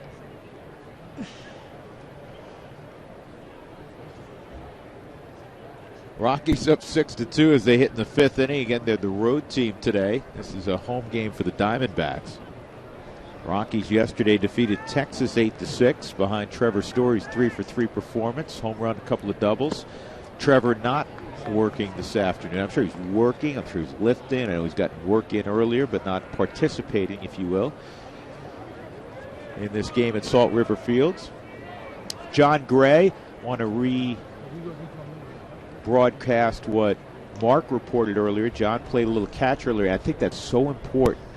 He's not throwing on a hill. He's not trying to blaze, 90 miles an hour at flat ground with flat ground work. But just to keep the arm in motion is so important that when that abdominal strain fully heals up, he hasn't been inactive arm-wise, shoulder-wise, forearm-wise in 2-3 weeks. Well, and it's frustrating for any player in spring training to get hurt towards the end of camp. If you're going to have an injury, especially if you're somebody that you're going to either be part of the rotation or you're on the team, you want to get hurt in the first week. Maybe have some soreness, some issues, not at the end of the camp, because then you're talking about the team breaking camp. Are you going to stay behind and extended? How are you going to get your work in? Are you going on a rehab assignment? There's a lot of issues, and Bridich was talking about it. He's not nervous to start the season. He's nervous to start the season because he wants it to start now because he's worried of injuries. Sure. Because the timing of it now is the season started. There's no more window. There's no buffer.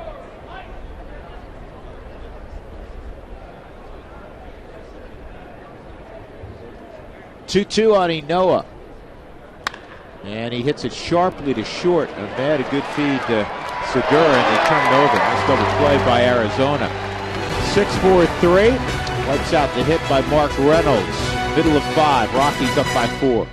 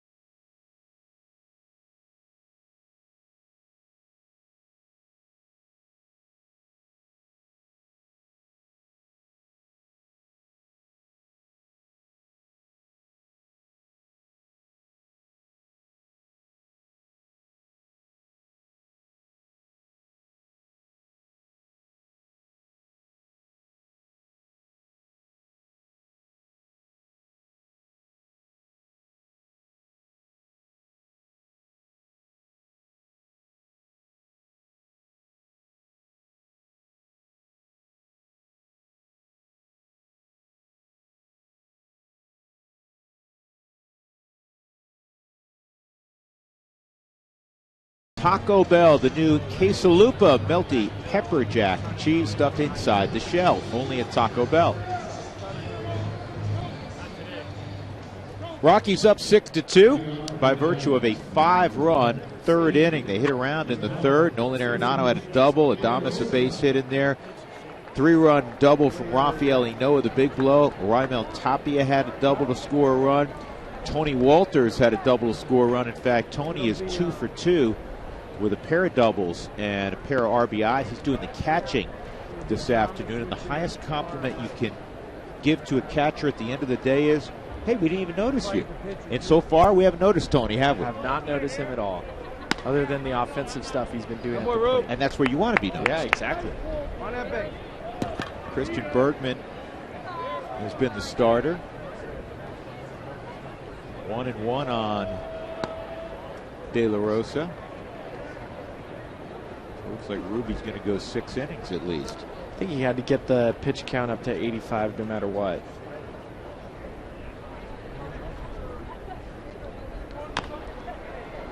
A swinging bunt. Walter's showing his quickness. And man, he got out of the chute. He could have tagged him. Well, he got out of the chute so quickly, he actually beat De La Rosa out of the box.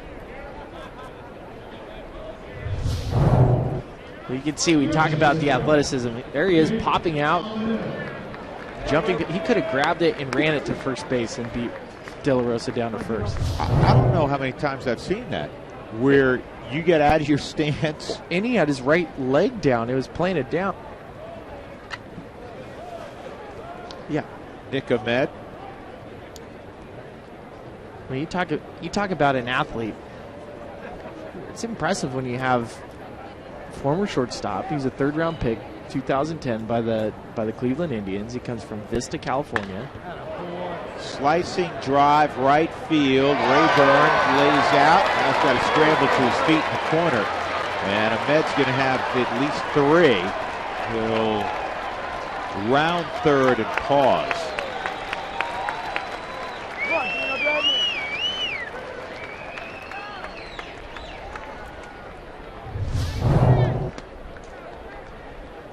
Little cutter down and away that Ahmed was able to shoot to right field. You can see Rayburn thinking about diving, sliding, crashing into the boards like a hockey player. This is where it's important right here, is making the good throw back into the infield. Plays like that, if you throw the ball away, kicks away, that could be an inside the park home run. 6 hits for Arizona, 5 extra base hits, 3 doubles, 2 triples. Peralta had the other triple. Gene Segura at the plate takes a strike. Segura, native of the Dominican Republic, 266 career hitter. He can run a little bit. He's got 96 stolen bases in his career. Arizona, in that deal for Segura and a minor leaguer, gave up Aaron Hill and Chase Anderson. This one was a head scratcher for me when I saw it on paper, just because I liked Nick Ahmed and I liked Chris Owen, and I thought Aaron Hill was always a good bounce back candidate, and he fit really well in that clubhouse. Segura was picked up because I have to believe that Dave Stewart, Tony La Russa were concerned about the offense of Nick Ahmed. Sure, and that's an obvious thing, but Gene Segura, 2013 All-Star. I believe he had 6 hits in one game in that year. He can hit. There's no doubt. There's a reason why Tony La Russa and Dave Stewart went out to get this guy. He can field. Shortstop's his natural position. He's playing a good second base today. We've seen him make a couple good turns. And offensively, yes, he is going to be an upgrade over Nick Ahmed. But going back to my point, why it made me head scratch, Chase Anderson is a very good starting pitcher. And when you're looking at starting pitching, especially with this Diamondbacks team, Patrick Corbin, Zach Greinke, Shelby Miller. Chase Anderson would have fit really well in that staff. Brandon Drury has swung the bat well all spring. He has a double today in 2 trips. 23-year-old. Last year in Reno, before his call-up, he was hitting .331.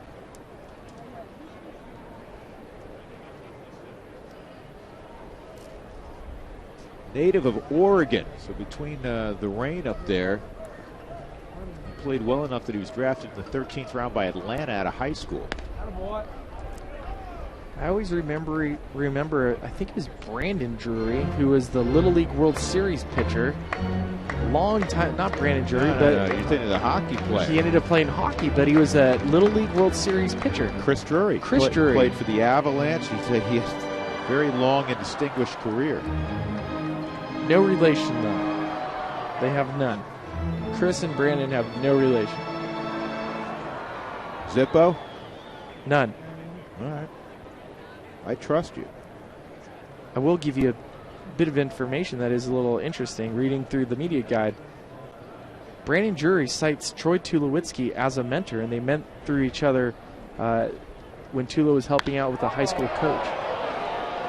Deep left field, but playable, and Tapia gathers it in. 2 outs, and that'll bring up Goldschmidt.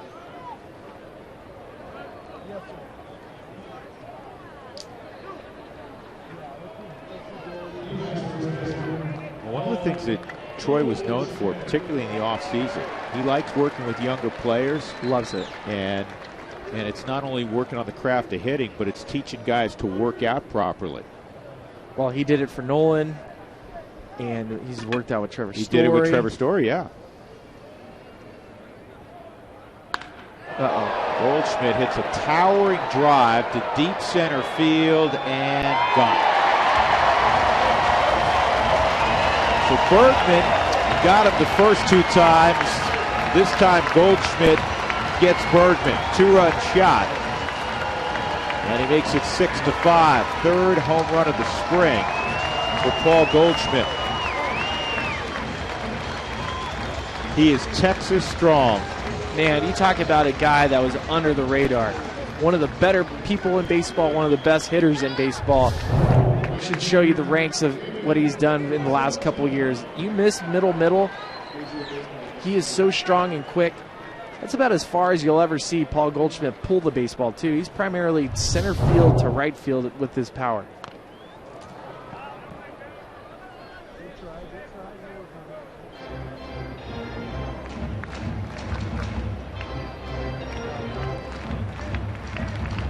You look at that swing, he's just so balanced. And we keep talking about quiet. The head barely moves.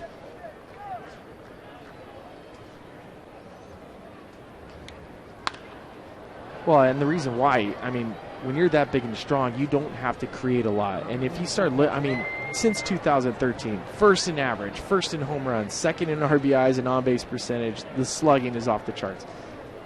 I'll throw something else at you. Goldschmidt last year was 21 out of 26 stealing bases. He's a first baseman. He's a slugger. Does everything well. Christy Bergman strikes out David Peralta. 3 runs in the inning for the Diamondbacks. We'll go to the 6th, and it's a 1-run ball game.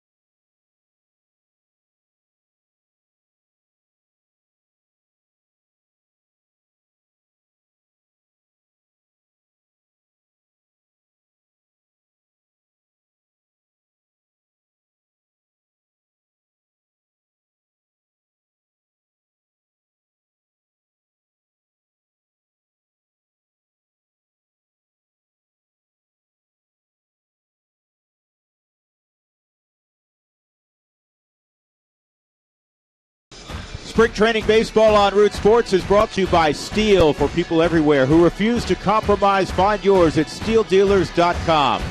By Southwest, transparency, low fares, nothing to hide. And by First Bank Business. Whether you're trying to grow a business or start a new one, First Bank can help.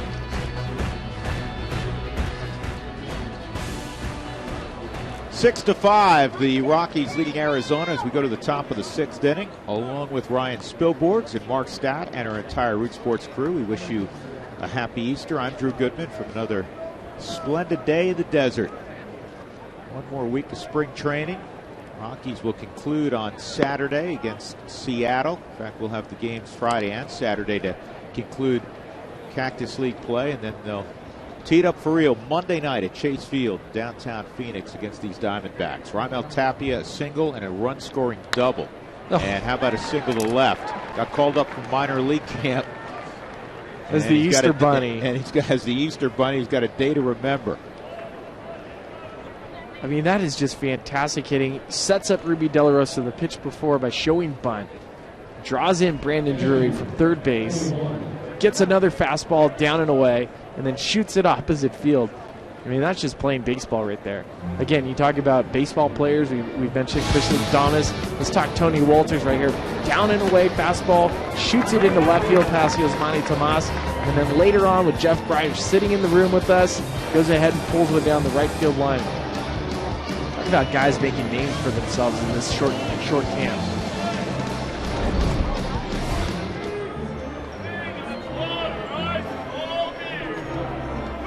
Now, I'll be curious to see how Walters handles this at bat. Your middle to late inning, 6th inning. It's now all of a sudden a one-run game. He has the ability to bunt. He was working on it quite a bit today during BP. And he knows he has to be that kind of player. Sure, but this is a bunt. You can pull this one with you. Well, he can bunt for a hit here. Yep, and he's thinking the same way. Oh, boy. You try to bunt for a hit, but accomplish at the very least moving the runner up. Sure. And I would not be surprised to see him do it again. And typically you wouldn't expect, especially, I mean, there's going to be some pressure put on the defense right now. The Diamondbacks are looking into the coaching staff. You're going to get the throw over to first. Communication's imperative between short and second, as Gene Segura's obviously he's left the game. Now you have Jameson is playing second base. But everybody has to be conscious of what Walters might do. Maybe a hit and run. I think he shows bunt again.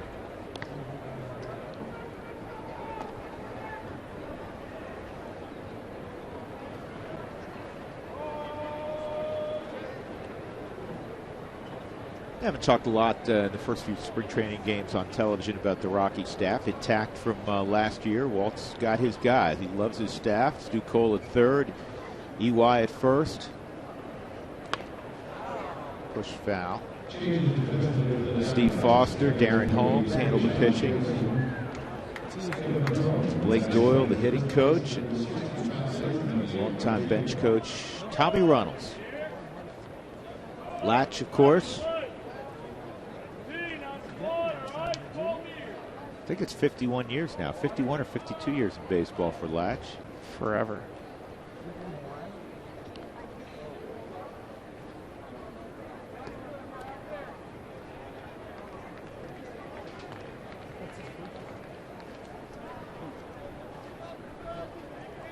We're going to have to start going to the rosters now, Drew. I think that's C.J. Cron at first base. Or Goldschmidt hits a home run, he gets the rest of the day off. Yeah, he just ran around the bases and ran right to the locker room. Ran to the house? Yeah. Runner going, yanked right at C.J. Cron, and that's a double play. He found the barrel again. Fastball inside. Tapia is running on the play. And of all the places to hit it, that's the only place where it's an out. Right at the big guy at first base.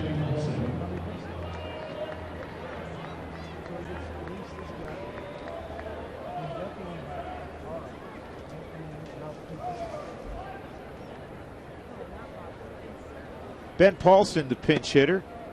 Outside, ball one.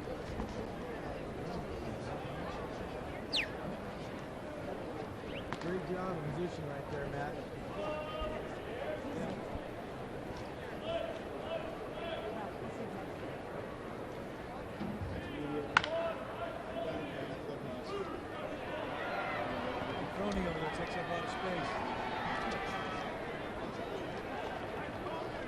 There's EY.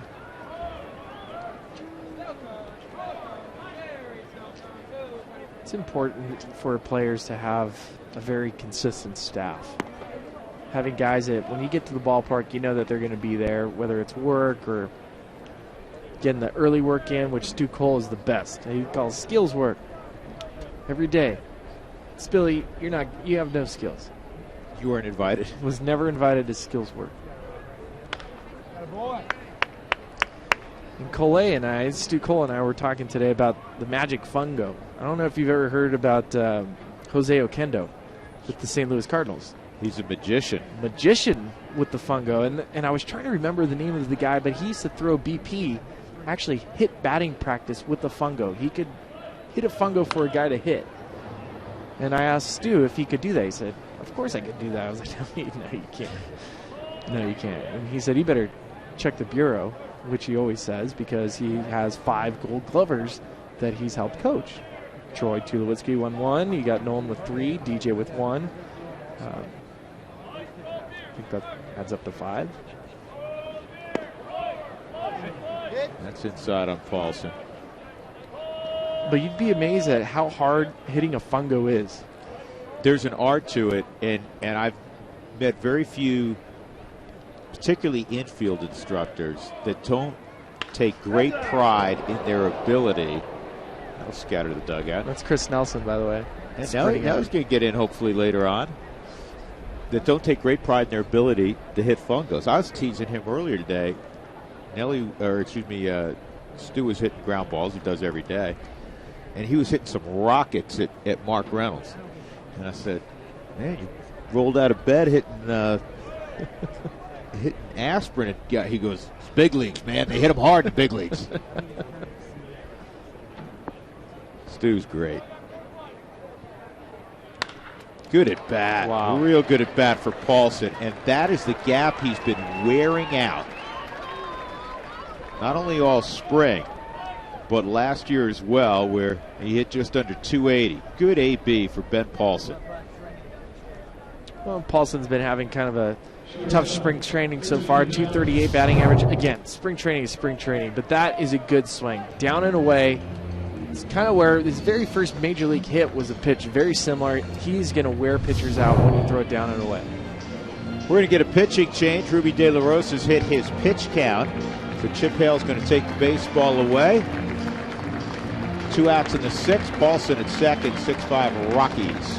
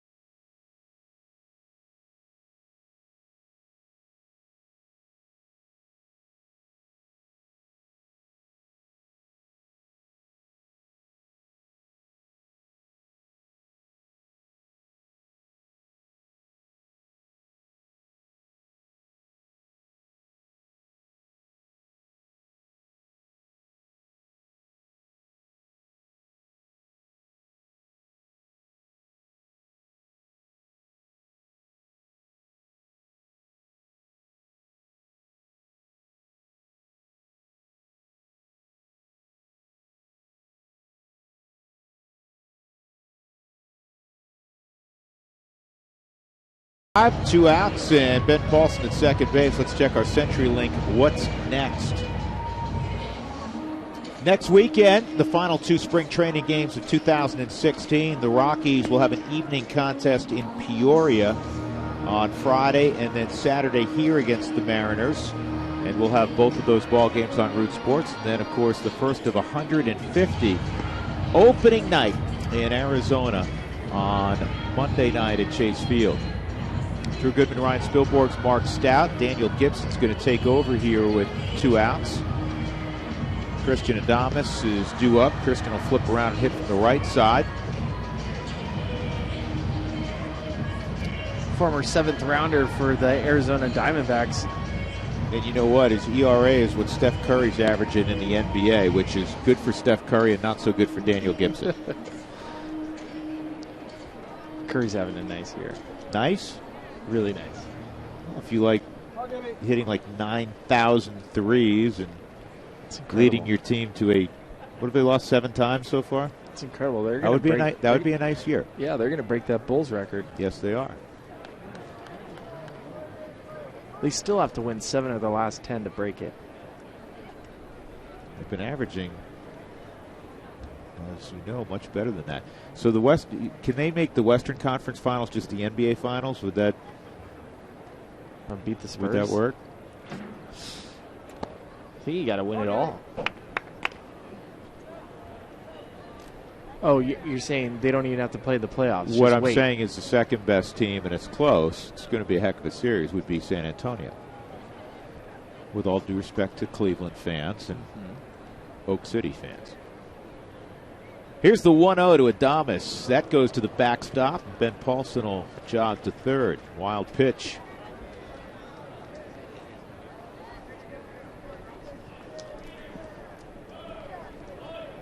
Adames out of Santo Domingo in the Dominican Republic. And Christian last year got 53 at-bats with the big club and hit .298. Got his feet wet in 2014 with 15 at-bats.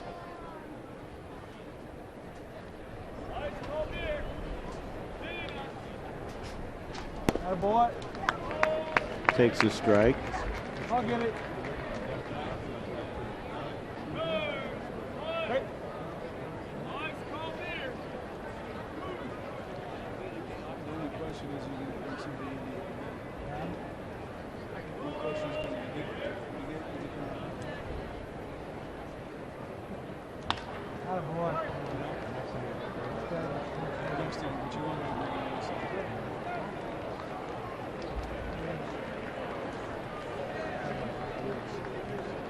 So it's Kevin Crone. Kevin, yeah, it's not CJ. Well, CJ just came to mind. That's what came to mind for me. Sean Jamison is at second for Segura.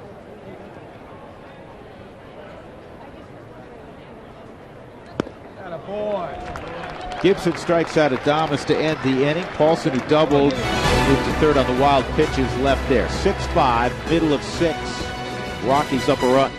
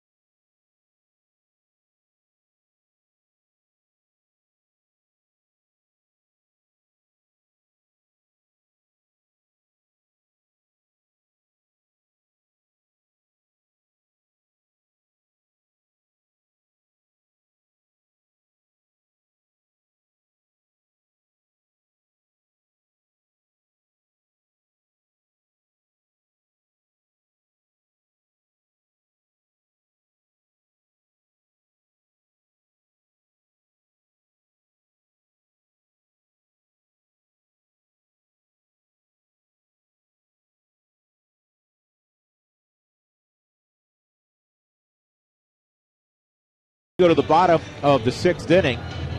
Scott Oberg's going to take over for Colorado. 7 1/3 innings this spring. Looking for consistency. We've seen him a year ago be really good, be dominant at times, and then he had some issues giving up the long ball also. Yeah, he did. His home run rate was way up there. But Walt Wise today, talking to him about Scott Oberg, he was mentioning how he likes the ability for Oberg to come into innings and strand inherited runners. He did a good job last year at being able to do that, and part of the reason why is he was very good at inducing double plays. He's able to get the ground ball and induce them and limit some damage. Still a fluid situation in that Rockies bullpen. This is a swinging bunt. This is going to be a tough play.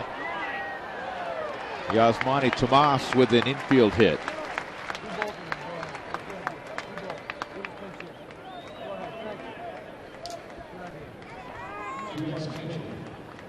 Rockies have made some changes. Brian Fuentes, your old teammates at third base. Johnny Herrera, the Bean, is at shortstop. And Jackson Williams is behind the plate. Am I off at all? Yes, you're very far off. And Fuentes is actually cousins with Nolan Arenado. Did you know that?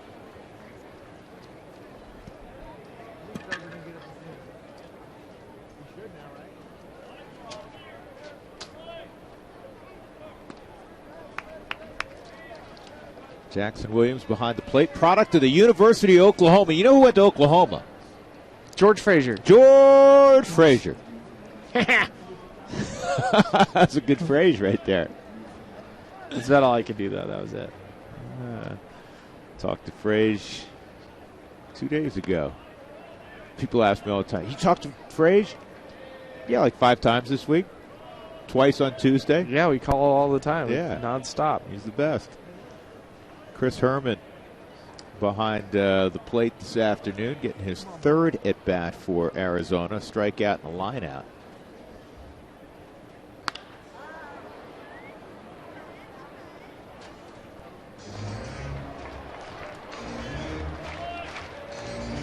MLB.TV Premium, the #1 live streaming sports service, is now available. Join the millions of subscribers. Watch every out-of-market game in live true HD on over 400 devices.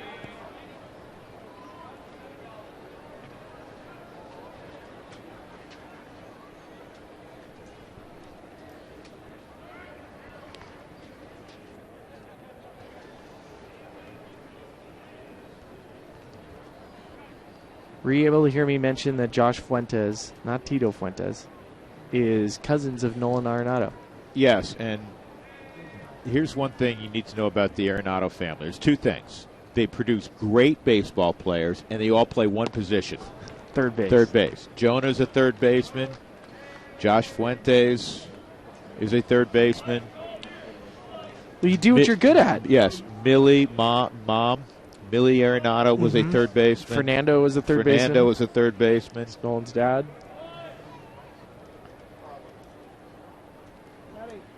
Is Carlos Herrera related to the Bean? I'm going to guess no. Tough play, and they get the out at first. Dangerous play because Oberg got to the bag first. Then he had to look down. His feet were around the bag. You don't want to get spiked. And then you have to find the baseball. Well, and this is why it's important. Mark Reynolds knocks it down, and then he has to make a quick throw, and that's what you're talking about. Because of that missing the ball at first, Oberg isn't able to get to the front of the bag where he can be out of harm's way. Luckily, that's, again, Bridich mentioned it. Those are the type of plays that you hold your breath if you're front office and even the coaching staff right now. Jason Bourgeois.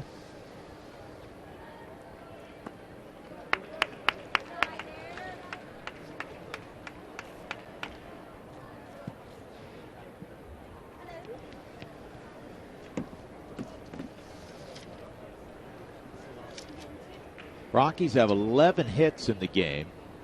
Bunch of extra base hits. That's going to be a tough play for Williams out of the chute. Nice job. That's not easy because the guy running got up the line quickly, Bourgeois.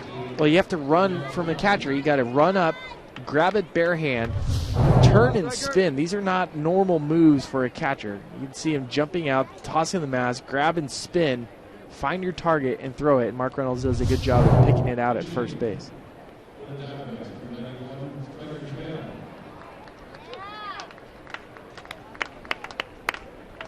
Striker Trahan is at the plate. That's a good baseball name. That's a great baseball name.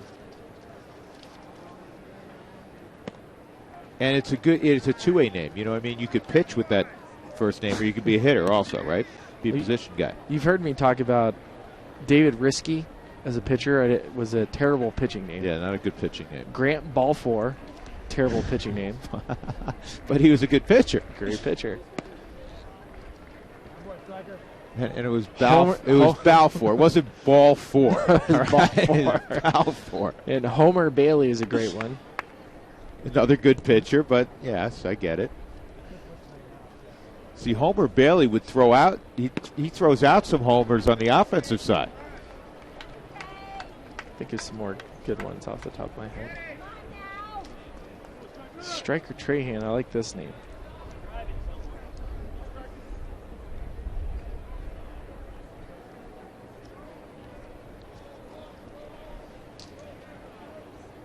Attaboy.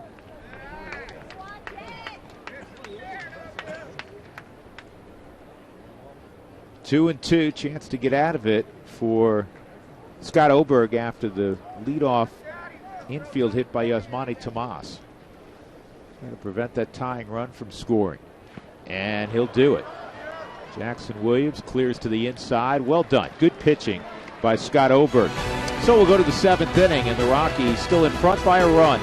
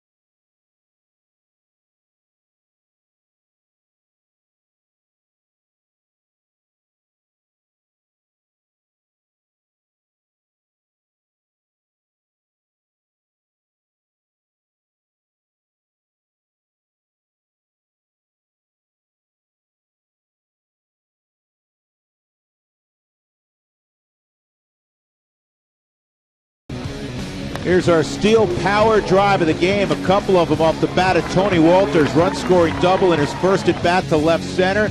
Next time up, turned on one, drove it down the right field line to drive in a run. That also was a double. Our steel power drives of the game, courtesy of Tony Walters, who is now with Mark Stout. I think your third at-bat, too, you roped one to first, right? Yeah, it was a hit and run. You know, trying to get in the gap right there. We were talking, too, about how in that situation you tried to lay the bunt down, but you've got to be able to do all that's asked of you now because of the situation you're in here with the team. I got to do the little things. I got to control the bat and do the hit and runs. I'm practicing bunting now, so got to do all the little things. How has this process been coming over to a new team, a new organization, getting your feet wet and playing multiple positions?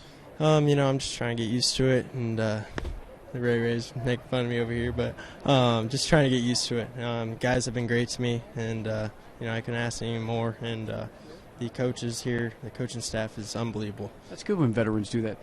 Tell everybody what your first thought was when you heard, hey, I'm going to Colorado. Oh, I was nervous, that's for sure. But, I was grateful for the opportunity, and I've heard a lot of great things about this organization, and I've seen them already. So, I want you also to tell, especially Drew and Spilly, who was your favorite shortstop growing? Because you grew up just north of San Diego.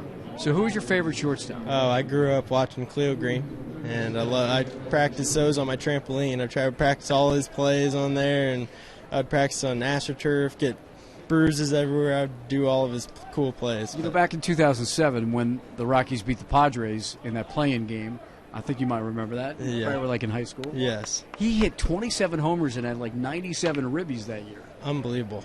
I went to a lot of games with my parents, and it was fun to watch. That team was a lot of fun to watch.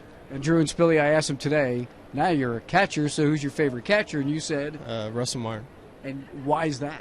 I'd never caught before, and I did a lot of video watching people, and I watched a lot of video of Russell Martin, and I like how he plays the game and how he controls the pitching staff and all his antics he does with catching. I like a lot what he does and throws guys out, and I've just learned a lot by just watching him. How was Christian Bergman? How'd you guys communicate today? Oh, he's awesome. Class act, great person. He throws strikes. He competed out there, and I'm really proud of him. Yeah, 2 runs in the first, but then that's kind of his MO, right? He's just going to continue to throw. Oh, he's a grinder. His personality speaks for himself. He's a great person, great teammate, and he's going to give it all he got every day. Well, good to meet you, Tony. Nice game. Thank you. So, Drew, Spilly? It was a terrific game for Tony. He did a really good job behind the plate and threw out 3 line drives, 2 resulting in doubles. He is really pushing. That's all you can ask for. You just want to force people to make a decision. It's easier to force people to make a decision other than, I don't know what to do with this guy. And regardless of the outcome, right? Now he's on the radar big time. He's on the radar, and that's all you can ask for. Even I remember going back, you look at some of the guys that had great camps. A guy like Ian Stewart in Tucson years and years ago hit over 400 in camp and didn't make the team. But and obviously Ian Stewart might be a bad example, but he made a name for himself. Another guy, Matt McBride, a couple of years ago with the Rockies, ended up having a great spring training and got called up several times during the year.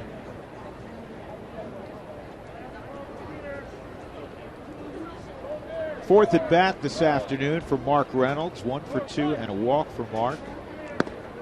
Outside.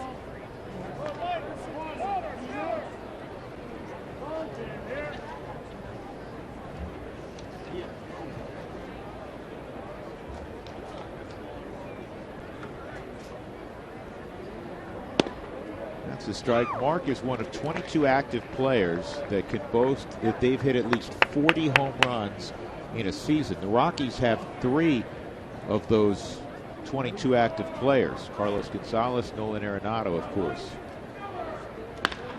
And into the shift. Reynolds hits what ordinarily bounce would be a base hit. 1-2-3 inning for Enrique Burgos. 6-5 Rocks.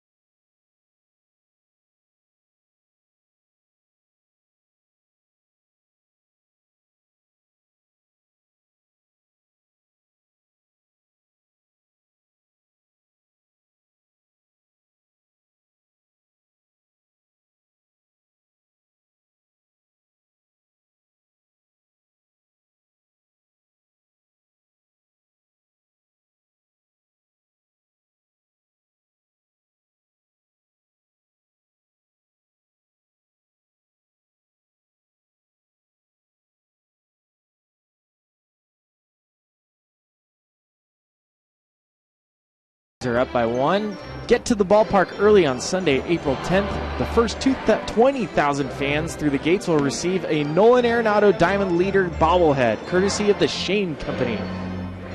Here he is signing baseballs.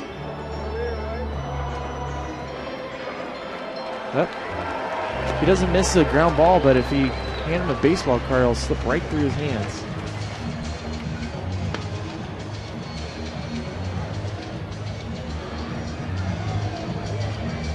Justin Miller is going to throw the 7th inning for the Rockies. Another guy in the mix for a bullpen spot. Justin pitched very well. 13 of his final 15 appearances last year scoreless. He is a guy also who's out of options. So it's important to note that. Your old buddy's in the ball game. Chris Nelson's in the game now. He's at second base.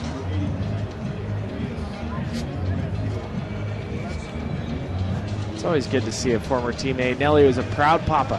He's talking today about how his 18-month-old son was able to do some dance moves, and he was really proud of him. He hasn't seen him in a long time, and it's part of spring training that, unless you have your family out here, it becomes really rough. Randy Reyes in right field, up from minor league camp. Special when a minor leaguer gets the opportunity. And did that happen to you, Billy? Did you, before your first big league camp, and some of these kids, Randy Reyes, he's not officially in big league camp, wasn't in big league camp, but he's called up and said, hey, we want you to dress out, and you're going to be an extra. Absolutely, and there's Terry McClure out in right field. There was an opportunity that I had in the minor leagues, I believe it was 2005. I was having a good camp, just trying to make the AA team. And I remember getting a phone call, hey, Spilly, you're going to be in the big league game. And I called my family to tell them, hey, I got called up to the big leagues. And they were freaking out. And I was like, wait, no, not. Yeah, I'm a minor league call-up to the spring training big league game. Pump the brakes. Pump the brakes.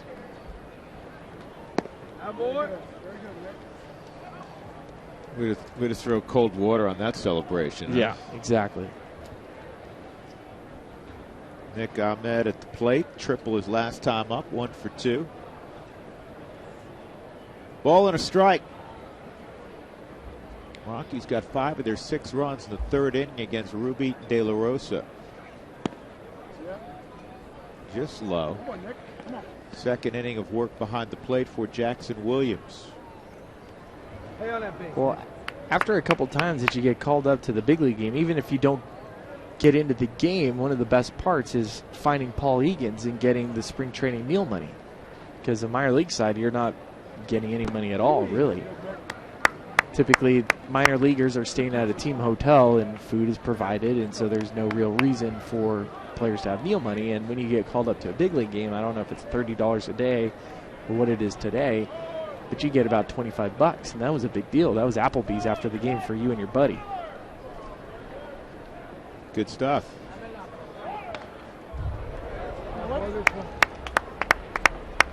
Ahmed's out of that UConn program.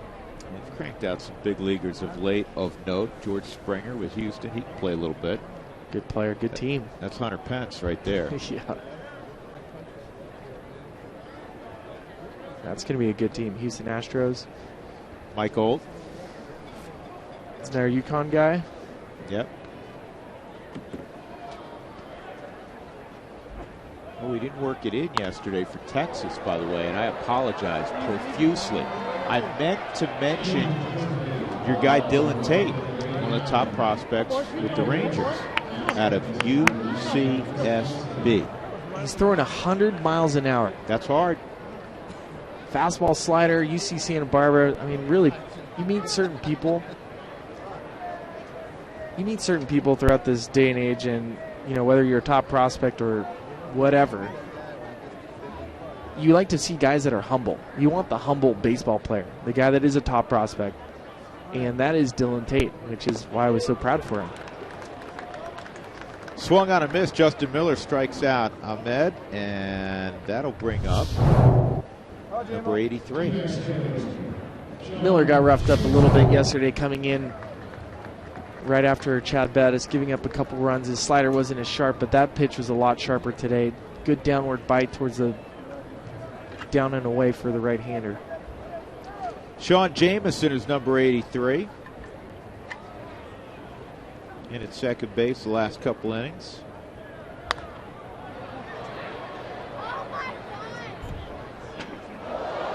Do you remember the most nervous at bat you had as a professional?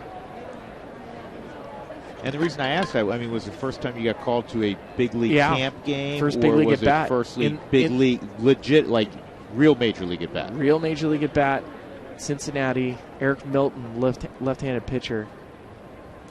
Guy who threw a no-hitter at one point. Yep. And Danny Ardoin is at first base, got a base hit with 2 outs. So I wasn't expecting to come up. I thought maybe. And then as soon as they call your name, I mean, all the saliva was out of my mouth. And Danny ends up getting caught stealing. Where's he going? I don't know. He was I trying to get on second for me to knock him in, but he didn't know that I could knock him in from first. He had done his homework. Yeah, huh? he didn't know. So I'm the most nervous I've ever been, and then my at-bat's over. And I have to come up and hit again. So now I'm in the outfield really stewing, thinking about it. And Ball find you that inning defensively? Yeah, oh yeah. Well, and I struck out when I came back up. Was your back leg shaking? Yes, 100%. I remember Danny's a good guy. He's a Louisiana native. And the correct pronunciation, everybody would say, would be Ardoin. Ardoin. It's like Ardoin. Everybody's like, why is it good at saying it that way? I mean, I'd ask Danny like 100 times, how do you say your name? Ardoin. You know what? I really appreciated him. He hung around and carved out a big league career. Really good backup catcher, catch and throw guy, as good as I've ever seen.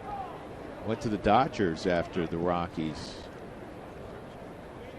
Interesting story. Danny Ardoin really worked with Miguel Olivo and worked with his exchange. And if you ever talk to Miguel Olivo would say Danny Ardoin was one of the most important people in his career.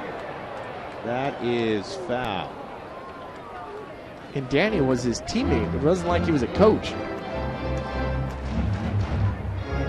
That's why it. I think he was a tough guy. Yeah, that was guys. Tough guy. 2-2. Saw Boone Logan a moment ago getting loose. Boone's going to be in the ball game at the bottom of the 7th.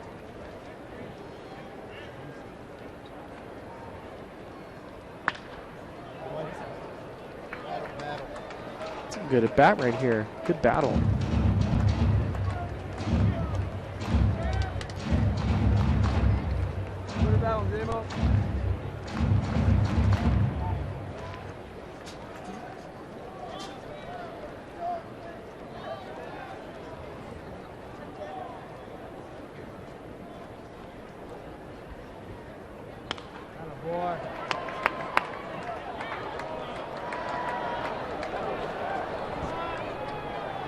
Coming up to pitch number 9. Taylor Hamilton tweets out, love seeing Chris Nelson back in a Rockies uniform. Things Chris brings to the ballpark every day is a big smile.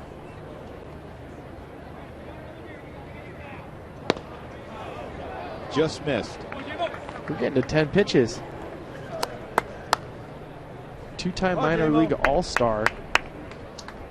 Traded from the A's to the Diamondbacks. Wearing out this media guide. Some good reading in there. Yeah. Jameson wins the battle.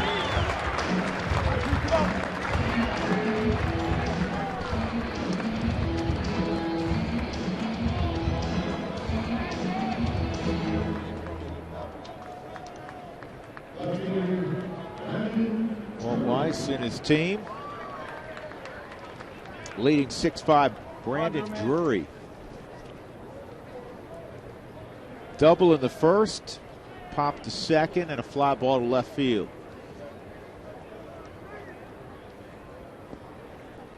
.214 last year in 56 major league at-bats with Arizona for Drury.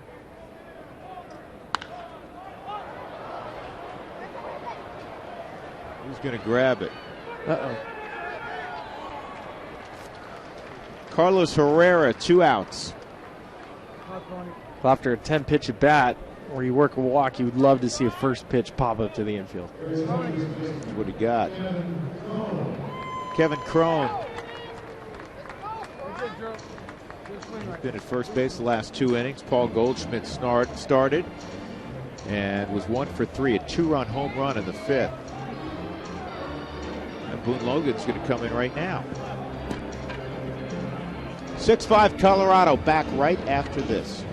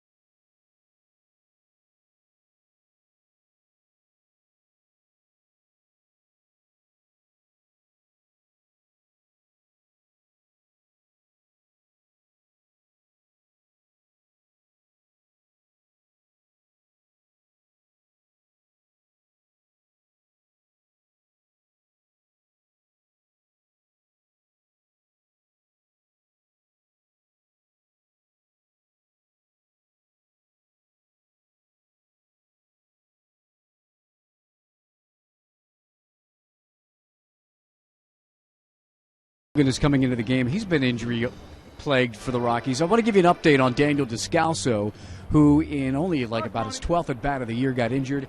He broke a bone in his hand right about here, got hit by a pitch. He's in a cast. He can throw a little bit. Talk to him today. He sees the doctor tomorrow, hopes to get good news.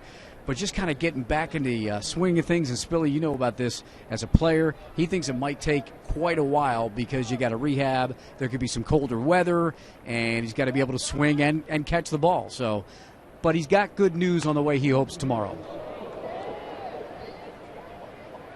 Thank you, Mark. That's I was looking at that foul ball as you look at the numbers on Boone Logan this spring. It's the only time of year, the spring, where the manager and pitching coach and sometimes the hitting coach, the bench coach, they sit outside the dugout. It's like a spring training tradition. Well, you're also a little more in harm's way there. And that ball shot over the head of Walt Weiss and company. Fortunately, they still have some quickness. They're still quick. They're athletes, and they have their hands. You can use your hands to block it. It's a good day for Walt after Big League BP. He got to throw some BP because all the boys are in town. Brock's been here all week. Bo, who's going to North Carolina next year as a pitcher, has a couple days off. He's down. And Brody, who was in from Southern California from Riverside Junior College, had a couple days off. So Brock got the hit first, being the youngest. Of course, and that's how it should be. Take care of the youngest one. Jamison moves up on the dirt ball. Kevin Crone is brothers of C.J. Crone. C.J.'s with the Anaheim Angels. Chris Crone is the hitting coordinator for the Arizona Diamondbacks. All in the family. Speaking of family affairs. Yep. 1-2 on Kevin Crone. Swung on and missed. Boone Logan strikes out Crone to end the inning. 7 innings complete at Salt River Fields in North Scottsdale. The Rockies leading the Diamondbacks 6-5 on Easter Sunday.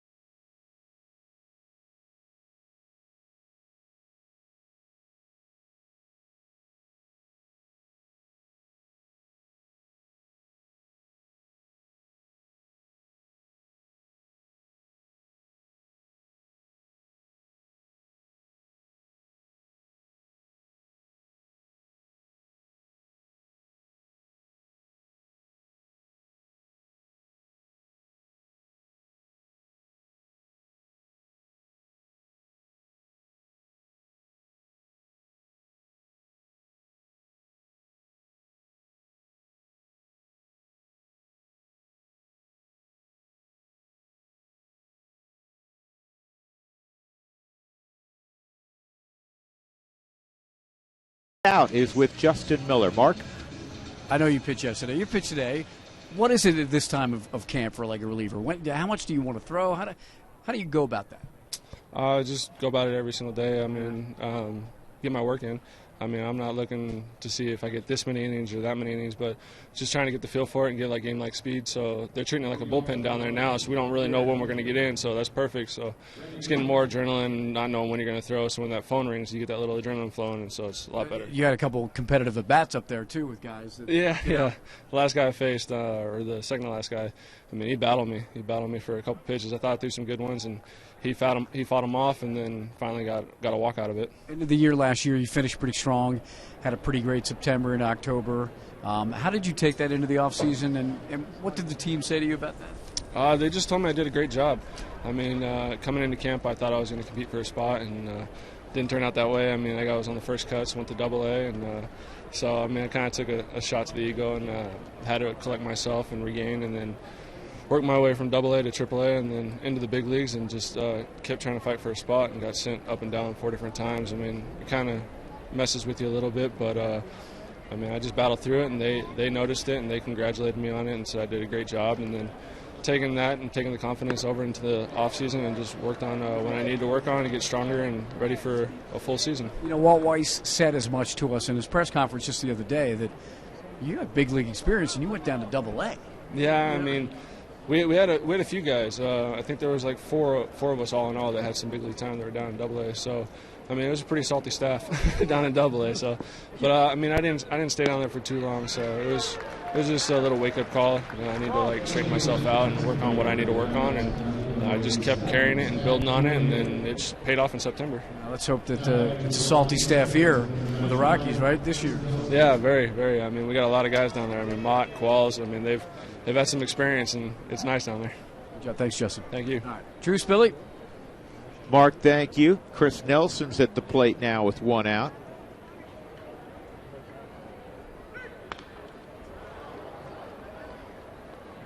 You guys were visiting earlier about a home run that Nelly hit off of Boone Logan when Chris was with the Angels. Anaheim. It was a grand slam, and it was way back.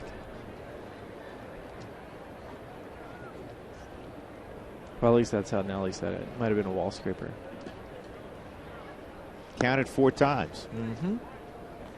It's funny when he got into clubhouse, Boone saw him, and Nelly wasn't going to say anything, and Boone goes, "Man, you got me." Yeah, that's how it usually works. At some point, you have to talk about it.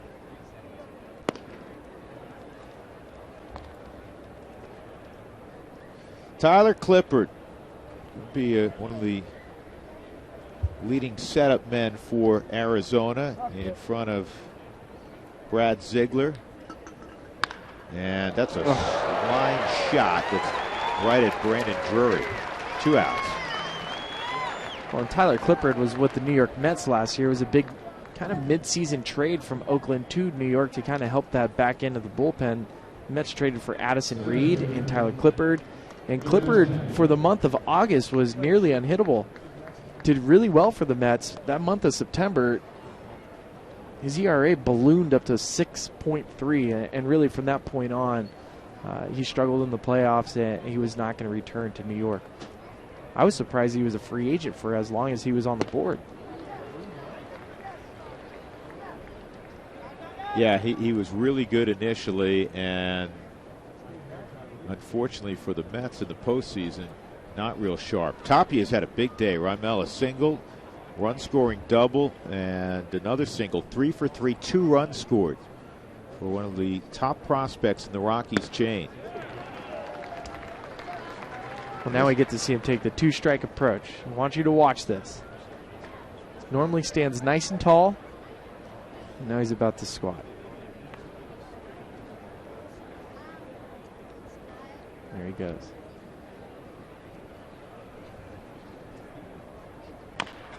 Get over. He got it in play. Well, it's off his foot, so it's a foul ball.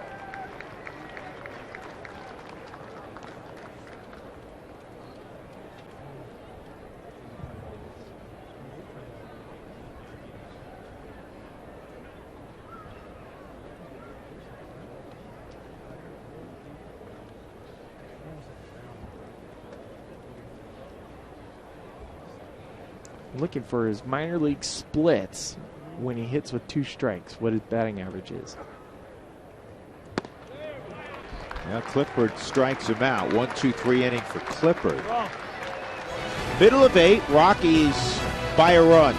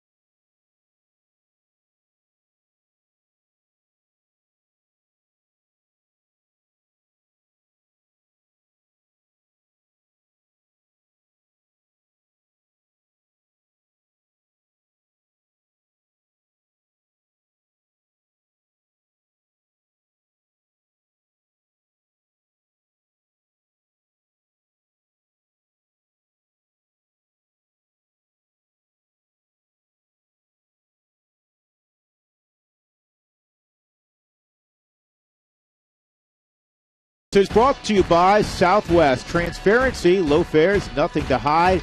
And by CenturyLink, your link to what's next. We move to the bottom of the 8th inning. The Rockies continue to lead 6-5 on the strength of a 5-run 3rd inning. Salt River Field's a talking stick. It's been a busy place all of March. And this is Simon Castro. Now, if you're saying, wait a second, last year when he came up late in the year, he was Simone. But he let us know that he would prefer to be called Simon. And we obviously are going to follow whatever he'd like to be called. So it's Simon Castro. Big arm.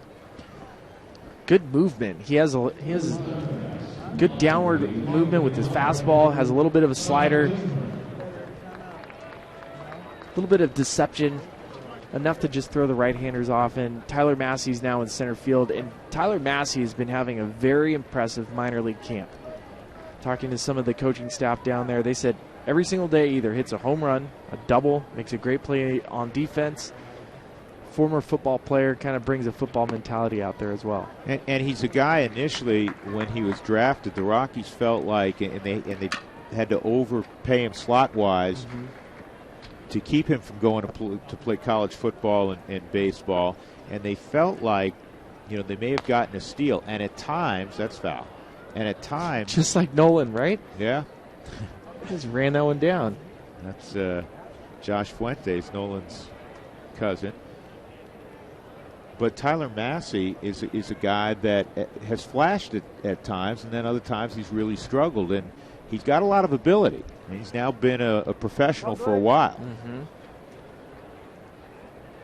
never know when it all comes together.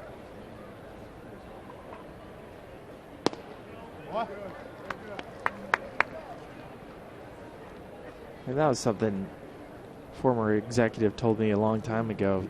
Never, if a player struggles, don't ever give up on a guy. One of the biggest lessons you learn is certain guys take longer to develop than others.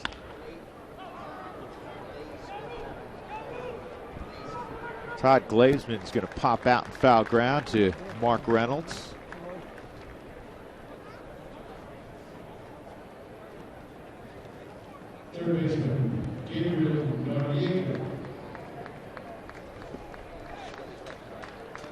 Gabriel Noriega coming up. Be at Coors Field for the Rockies' 2016 opening weekend against the San Diego Padres, April 8th through the 10th.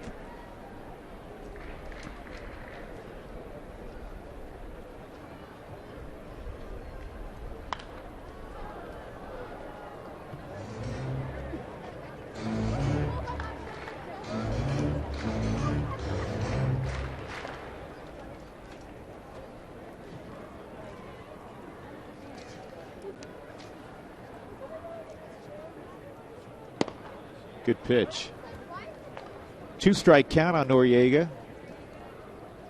Diamondbacks a year ago won 79 games. What's interesting about the breakdown of their 79 victories last year, and it was a 15-game improvement for Chip Hale in his first year. 15-game improvement for the Diamondbacks in Chip Hale's first year is a more accurate way of putting it.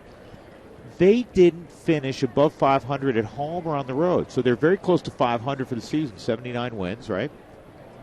They were 40 and 41 on the road and 3 games below 500 at home. Or 3 games. They were 39 and 42 at home. Taking that a step farther, some of the projections that they have for the Arizona Diamondbacks, a lot of these projection models, Fangraphs, Baseball Reference, they all have their own. Baseball Prospectus. They don't have the Diamondbacks as being a 500 team. There's a base hit to right. Yeah, it seems to be again, for what it's worth, the consensus number is around 78 wins. Right.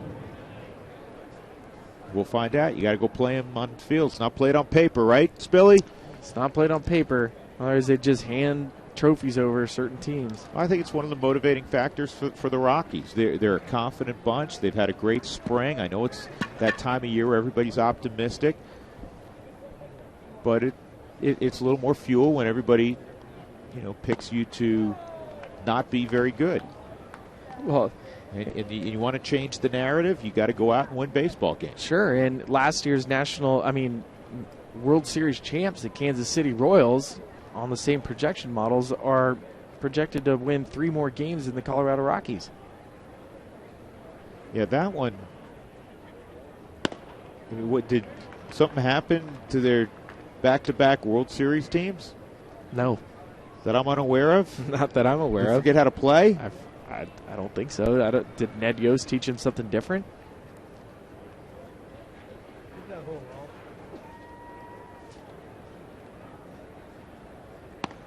Strike 3. 2 outs. Pitch. This is the movement I'm talking about. Being able to throw a fastball, letting it run back over the plate. Starts it outside, and you can see Jackson Williams sticking that pitch for Simon to get the backwards kick.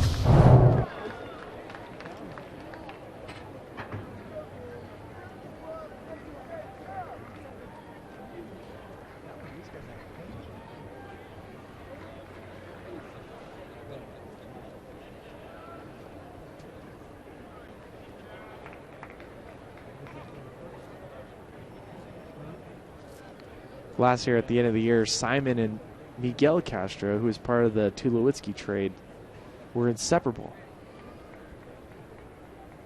It's always interesting to find the guys that pair up with each other. Yeah, he's a popular figure. He was late in the year. A lot of guys gravitate to Simon.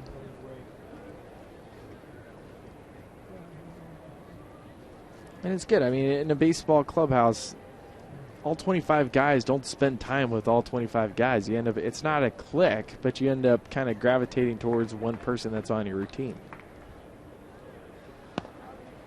That's a good looking spot also. Where'd you get there? 0-1.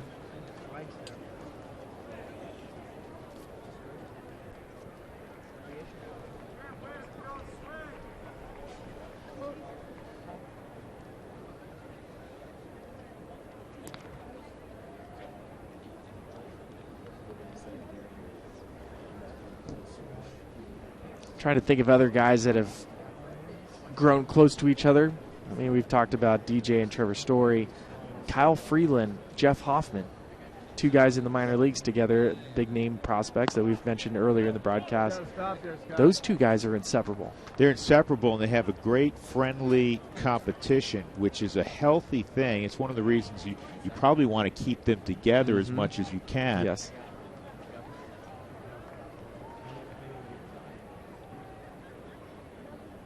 I've already mentioned Goldschmidt and A.J. Pollock.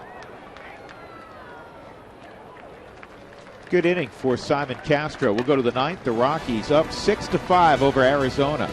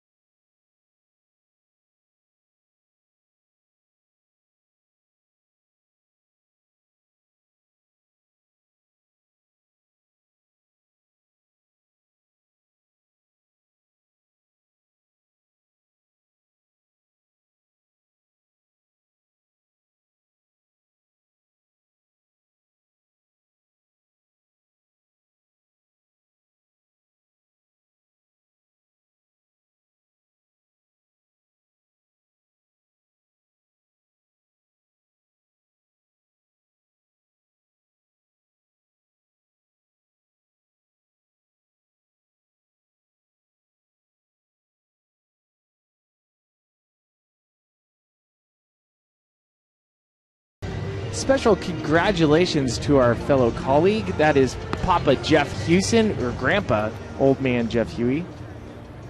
We're welcoming Tatum Sue to the world. Lovely, lovely, lovely girl. We're also looking at Dustin Garneau's Twitter account, and he's excited to announce that his wife and him are expecting twins. Not one, but two. He is with Mark Stout right now. Mark? How excited are you, Dustin, huh? Pretty excited. My wife and I are really excited. And the fact that we're having twins makes it even more exciting. Yeah. Just found that out? Yeah, well, we've known for a while. We just waited until the first trimester got over to announce it. So, yeah, we've known for about 6 weeks now. So, there's a chance that these girls are going to be born in Rocktober. Well, I'm not hoping for both girls, but, yeah, Rocktober's definitely one. I just saw. You know what? I was thinking Baby G. Yeah. That's got nothing to do with girl. No, that's Garneau. Yeah, we don't know yet. I don't have any kids. Can you tell? What about how's things been going with you here this spring, and with that excitement and being here with the ball club? Oh, it's been awesome. It's been definitely a different spring because of that, knowing that, and having a shot at the job. So it's been an interesting, fun spring. Does that make you focus? My wife tells me to definitely focus a little more, but yeah, no, it's get a little more incentive. I remember when you came up last year, towards the end of the year, met your family. It had been a long haul to get here. So, with your wife and everything, it's just got to be, a little emotional. Oh, it definitely is. And, last year was just, there were so many emotions going on, I couldn't really explain it. But now we have an idea, and it's pretty fun now. Yeah. Congratulations. Thank you very much. For the baby G's. Baby G's, yeah. The baby G's. Thanks, Dustin. Thank you. All right, guys. Yeah, what awesome news. And he's going to find out, he said, in 10 days, what flavor. That's scary. Or flavors, right? That's scary. Being a parent for one is cool. For two? Well, think about how scary it was for Stacy, because now she's babysitting you. Well, that's what I'm saying. It's like your first baby, you got Dustin already, and then you're going to add one more, and you find, surprise, you get two of them. Two for the price of one. Tyler Massey is at the plate. So did you want to know, Spilly? Because I was talking to Dustin about this morning, and they're going to find out. Did you want to know? Of course you want to know. I didn't. And my wife didn't want to know. First two, we didn't know. Third one, she wanted to know, and then, she's the boss, therefore, yeah, I found out. For the first one, I kind of wanted to know. The second one, I didn't want to know, and both of them, my wife, she's opening presents right away, so she wanted to know for both of them. She couldn't wait. So for me, that was the greatest surprise in the world, right? Tyler Massey at the plate. 0-2, and Andrew Chafin off the mound, throws him out. How we doing? I'm doing good. Yeah? I don't think we sold fatherhood very well. We were talking about being nervous about having babies. No, but fatherhood is the greatest thing in the world. For you out there that may be an expectant father at some point, it's a challenge. It is. It's a great challenge. What I said to Dustin, as I said, your world is about to change rather significantly. That's a very fair way of putting it. 2 outs. And at the plate now is Carlos Herrera.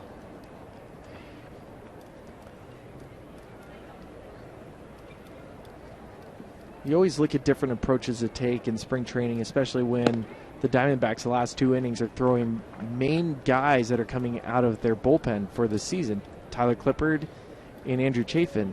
And so you almost want to save some of your bench guys to face these relief pitchers, but over the course of the day, the guys are getting here at 7 a.m. You're not wanting to keep certain players to face these bullpen guys. Chafin works a 1-2-3 ninth inning. Rockies looking for 3 more outs to close out the Diamondbacks. They lead 6-5.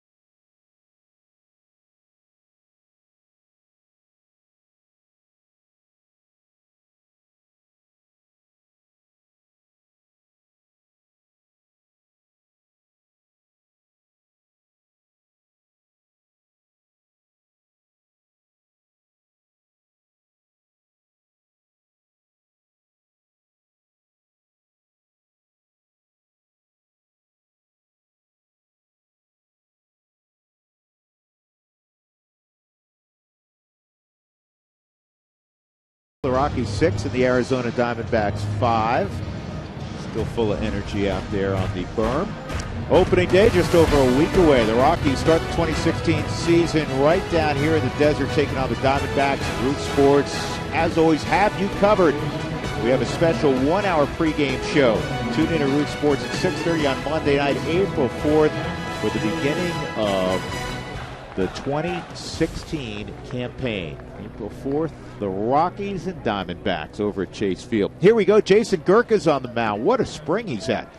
13 punch outs, hadn't walked anybody. That's really good. The only run he's given up was a home run. That's it. Somebody squared him up. That ball bounces up there, ball 1. Well, and he really credits the change due to a little mechanical tweak that Darren Holmes and Steve Foster has in. Mark Stout, you have more on this, don't you? Yeah, I was talking to Jason today, and I said, why the great spring? And he said that they kind of moved his release point with his pitch from kind of like waist high to higher. And you've got a little bit more on that, Spilly, as this heads into left field. Out at first base. That's a great throw by Herrera.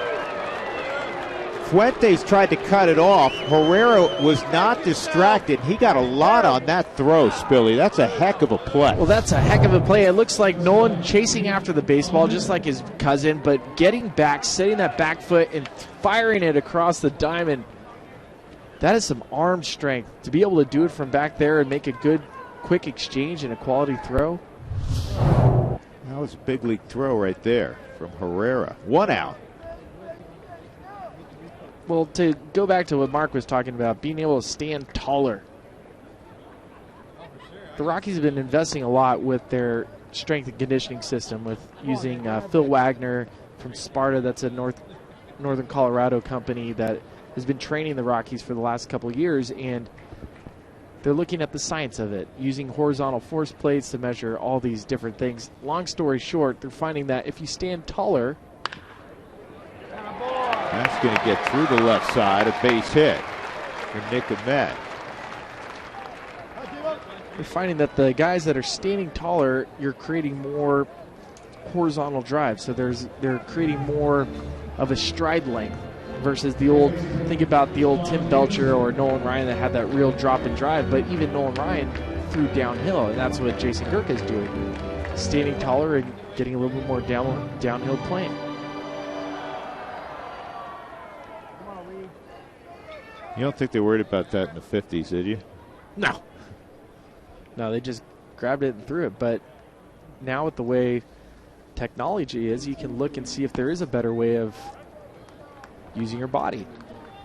91-mile-an-hour fastball for a strike to Sean Jamison. 0-1, 1 out, 1 on. Rockies up 6-5 on Arizona. Well, Gurka, I believe, against Oakland Athletics earlier this spring, had 4 strikeouts in 1 inning. Need some help from your buddies to do that. What? Yeah, not good help.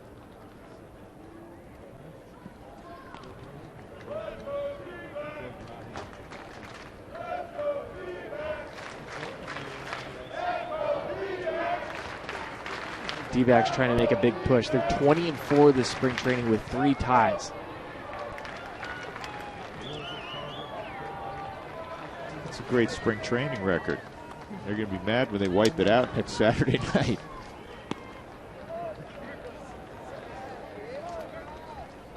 Did you ever pay attention? Do you give any credence to a spring training record at all? Yes. 2010, Jim Tracy, after the Rockies made the playoffs in 2009, was asking for the group to set the Cactus League record for wins. Sharply hit ball fair down the third base line. And Ahmed is going to get a green light. He's going to score easily to tie up the game on that double by Sean Jamison. He's thrown out some good at-bats since coming into the ball game. And Gurka gives up just his 2nd run this spring, and it is 6-6. And I guess it's fitting you were just talking about Arizona's record and the Jim Tracy story. Well, this ball's hit right down the left field line. Good swing by Jamison. That's a very nice short stroke. Two-time All-Star. I've mentioned that down in the minor leagues. No chance for Fuentes to be able to make a play. But going back to the Jim Tracy story, we believe that we could win every single game in spring training. And it was supposed to carry on into the season when you have this sort of confidence. That's part of what spring training is getting that confidence. Boy. Going back to 2010, the team suffered quite a few injuries and didn't do very well. Cody Regis at the plate. And all those injuries came down in September. If I remember correctly, that we won like one game in the month of September. Well, the final 2 weeks, unfortunately, the Rockies lost 13 of their final 14 games. Were in great position to make the playoffs again. Ended up stalling at 83 wins, and it looked like it was going to be a 90-plus win season again, and the Rockies would be heading to the postseason for the third time in 4 years. And obviously, since that point in time, it's been a struggle. It has been a struggle, but going back to your point, does it make a difference for wins in spring training? Yes. Hey, you're back. Yeah, boy. Let me hear it, Gracie. Lousy single.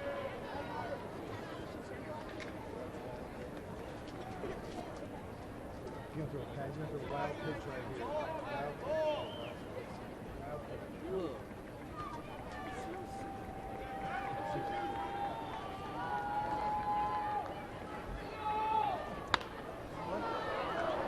That's not us, that's the drain.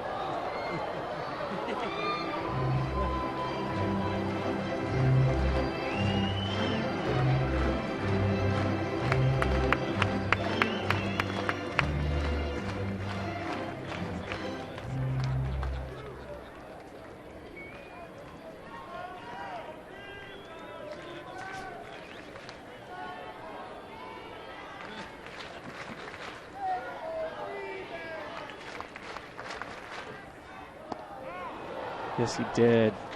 2 outs. So Cody Regis is gone. And that'll bring up Kevin Crone. A lot of pitchers used today, and we'll have to put a camera on Walt Weiss and Chip Hale at the end of this and see if it will be tie number 4 for both the Rockies and Diamondbacks. I'm pretty sure the Rockies and Diamondbacks are playing 5 more times in the next 9 games that you're going to see them just give the thumbs up to each other. Have a nice day.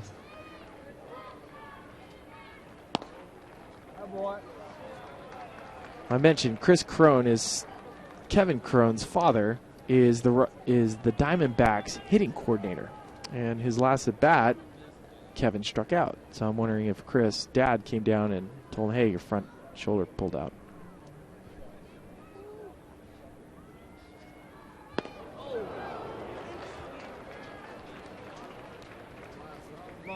I think that's the hardest thing. I don't care if it's a professional level or not. Coaching your own kid. Haven't had to do it yet. We're not going to throw it. We've done enough for fatherhood today. Yeah, let's leave that topic alone. It's the greatest thing in the world, but not always easy to coach your own kid. No, I can't imagine.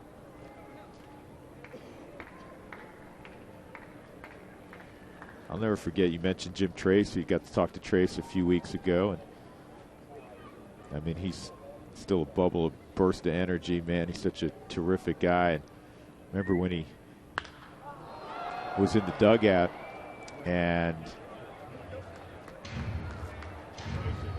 Chad came up, Chad Tracy, one of his 3 sons who all played. And Chad came up, and I think he had a grand slam. It didn't matter. He had a home run, a 3-run home, whatever it was, against the Rockies in spring training. And he said, "Thank goodness I had dark sunglasses on." It's his kid, man. He's tearing up. Yeah, of course.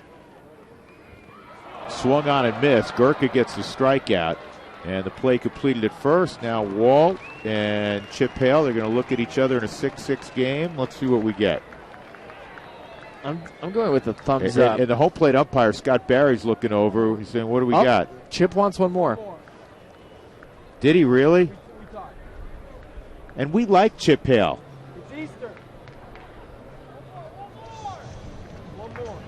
Bonus baseball from Scottsdale when we come back. 6 for the Rockies, 6 for the Diamondbacks.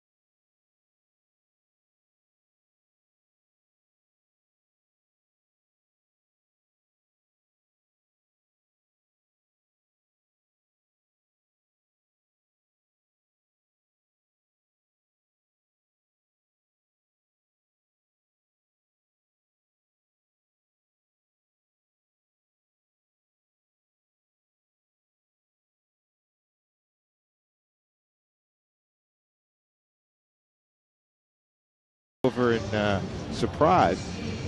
So Miles Schmidt is a guy evidently that Chip Hale wanted to get an inning of work, so he's going to throw here in the 10th inning. Terry McClure is going to lead it off for the Rockies. It's Miles Smith, not Schmidt. We got bad information. I'm sorry, Miles. Miles Smith is a new pitcher. High strikeout rates throughout his entire minor league career.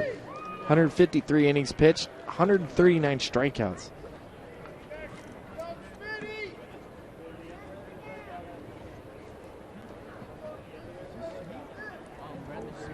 Former starter turned reliever. McClure struck out his first time. And that's outside ball one on Terry.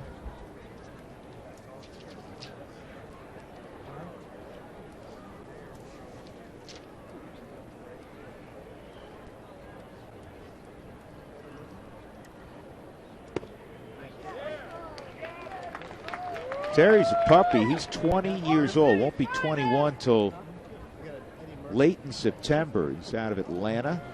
Drafted in the 8th round a couple of years ago. He's in Boise last year. Hit .261 with 4 home runs.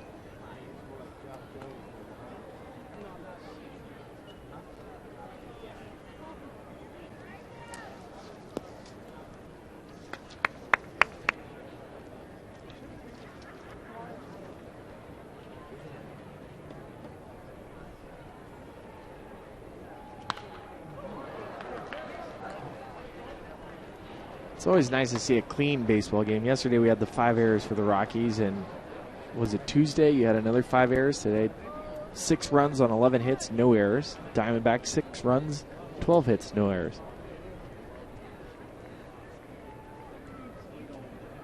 And I'm hoping to see an error so I can see some guys get on and the Rockies can score and make this thing over. 1 out. There's Josh Fuentes. Josh grounded to short his first at bat.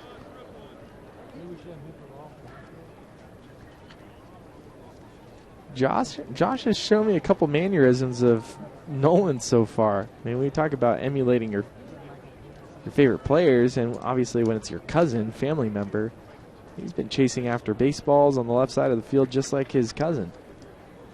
Similar mannerisms. Imagine they had some pretty good wiffle ball games in the backyard. Oh.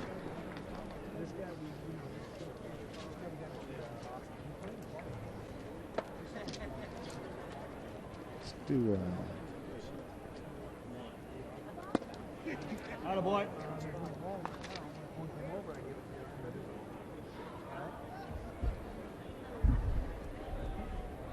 Oh, here you go. Come in.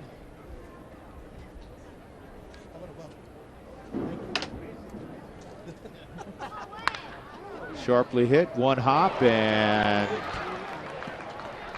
that ate up the shortstop. What's a hit? Give him a hit. Boy, Med's getting to play all 10.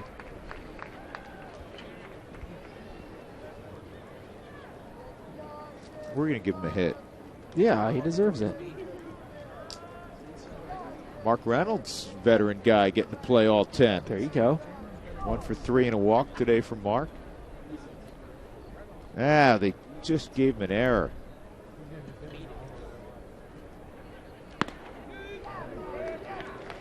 We're going to call Rob Manfred's office, Josh. We're going to get you base hit. I don't know if they're taking calls right now. Probably not. Not on that stuff.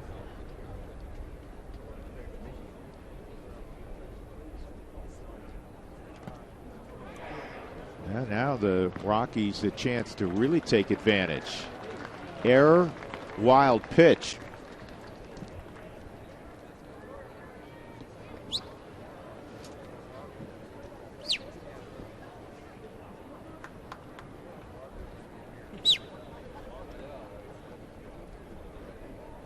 J-Mo.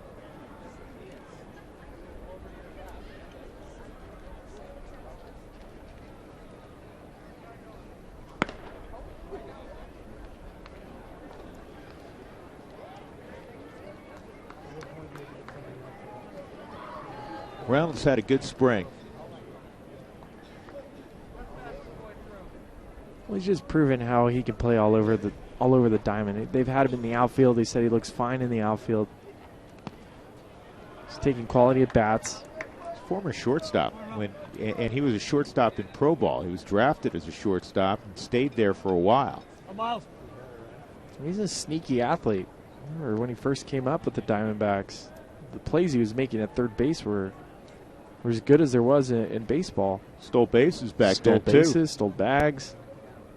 Hit big flies. Swatted big flies. That's good AB right there. First and second, one out. And that'll bring up Randy Reyes.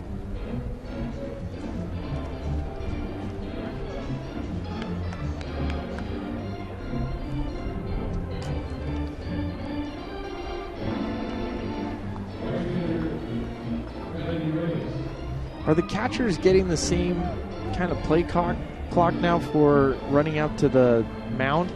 I don't believe so. I think it has to. Just comes from the coaching staff. Yeah. But that's a good point. The old delay. Mm-hmm.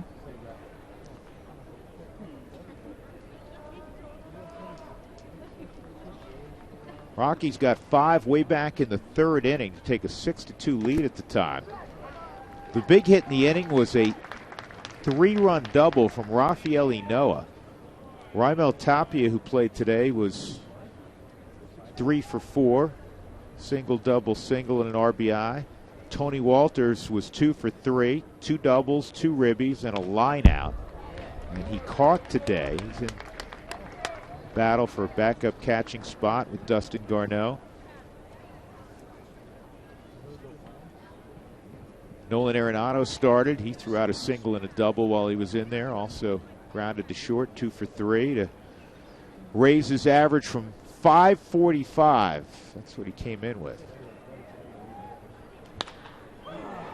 This is looped to right center. Caught out there by Glazman. 2 outs. And here comes the veteran, Chris Nelson. Nelly lined to third, his first at bat.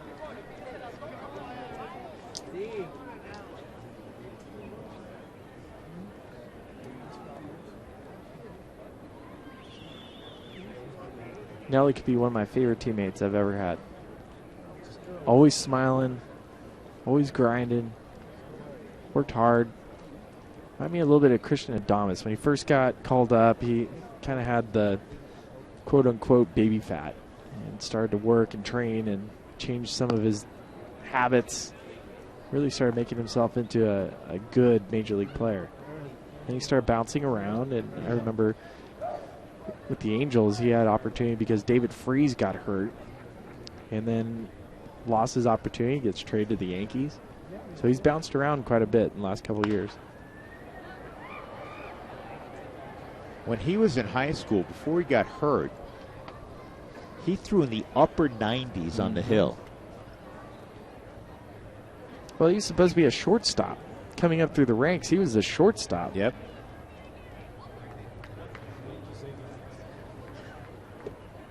And then they tried to convert him to second base, and then they started putting him at third. This ball's well hit to right center field, and it's going to drop down and kiss off the wall. And it could be a 2-run triple. Play at the plate. There is no play. Chris Nelson coming through with a 2-run opposite field triple in the 10th inning to give the Rockies the lead again, 8-6. And you know what? Doesn't matter if it's March. Doesn't matter that you have a lot of big league time. It feels good to deliver. That is so nice. Thank you, Chip Hale, for giving me one extra at bat to prove to the Rockies what I can still do. You love that. We've seen that many times, driving the ball in the right center field gap. And then the smile of Chris Nelson, fist pump into the boys in the dugout. Walt likes it. Said, fine, you want to play that extra inning? We're going to beat you. That's right. Knock that record down. I love what you said about him being one of your favorite teammates and why. And people probably say, what makes a guy a good teammate? One of the first things you said is, we were talking about it earlier when Nelly first came up, smile on your face, bouncing your step. You come in the clubhouse, you see these guys so much, you want to see happy people. Yes. He's happy. And he just made a whole lot of folks in that dugout happy. 8-6 Rockies. Good for Nelly.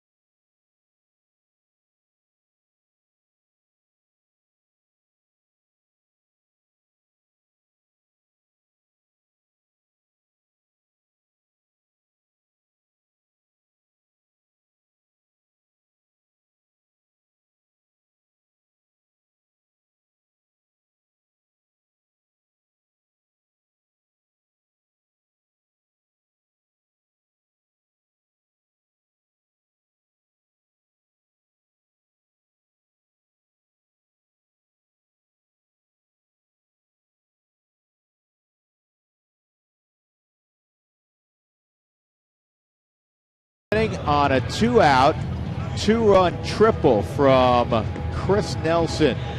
And veteran right-hander in the ballgame, Brian Schlitter, looking to get the final 3 outs for Colorado. Oh, when you look at his spring training stats, again, it's hard to look at these things and say, hey, this is what the guy is. Not a great spring training, but he throws hard. Good fastball command, a little bit of a slider.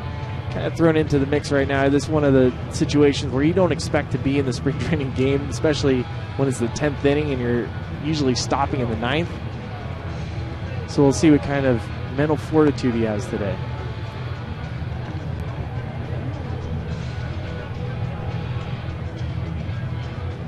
It was fun to watch the dugout after we went to commercial break and everybody congratulating Chris Nelson. Ellis Burks went by, gave him a big high five.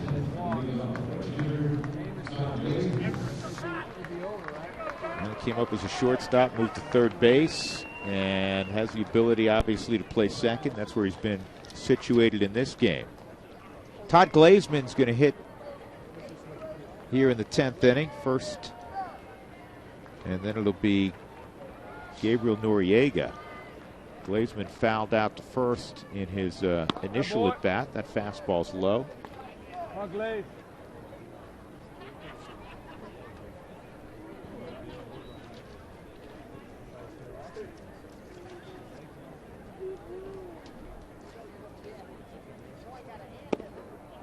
And that's in there, 1-1.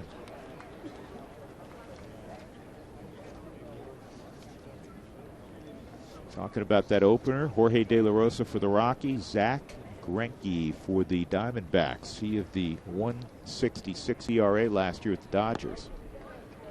Who'd you have? I can't remember. We talked about it late last year. Cy Young, Arrieta or Greinke? I had Arrieta. You had Arrieta? I had Arrieta. I might have even leaned towards Clayton Kershaw last year because he was the first pitcher since Randy Johnson and Curt Schilling to have 300 strikeouts in a season. And Curt Schilling and Randy Johnson were on the same team at the same time. Yeah, down here, I don't think you could have made a wrong choice. Right. I don't think you could make a choice and not have made a compelling and convincing argument that was any one of those three were the best pitcher in the league. Probably could have split it up three ways.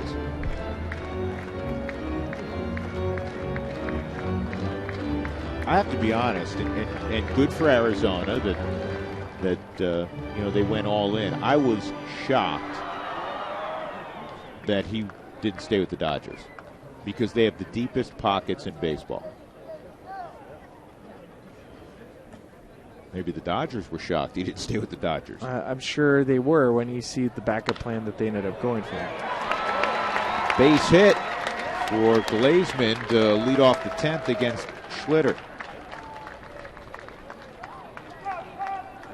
Well, a hanging slider in the middle of the plate is going to get hit, and usually it's going to get pulled through that 5 hole, or 5.5 hole.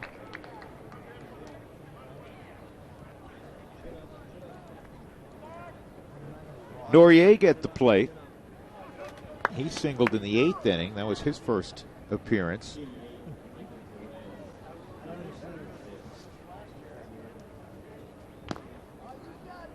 Michael Perez is in the on-deck circle now.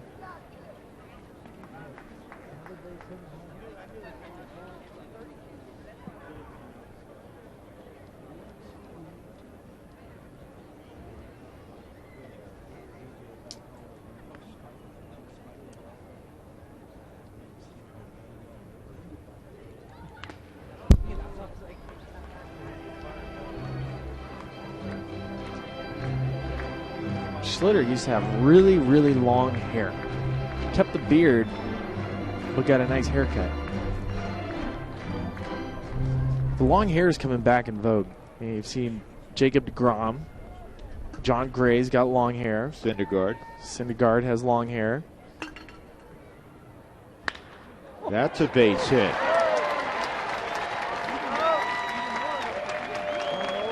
Two on, nobody out for Michael Perez.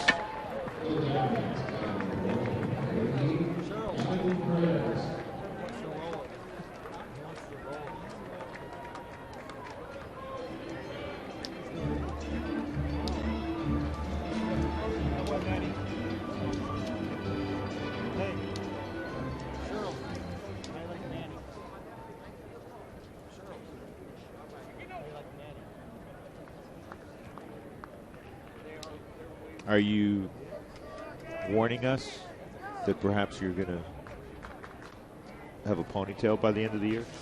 You know what? Every time I try to grow my hair out, I always get stalled for that awkward phase. Like the awkward phase your hair's at right now, I usually end up cutting it. I don't find my hair to be in an awkward phase. What little I have left. In fact, here's the awkward phase. When I don't go get the 1.5 done, every 3 weeks. When it's like 3.5 weeks right now. See, I got it tomorrow. Tighten it up. Tighten up, big time. Best thing in the world. I haven't owned a comb or a brush in like half a dozen years. That is nice.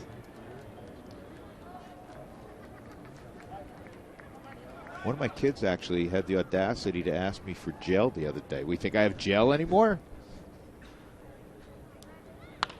Perez pops this up foul ground. Fuentes go in the stands. Family tradition.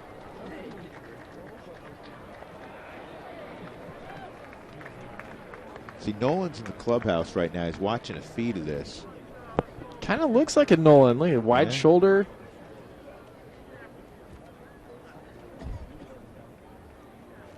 Same chain.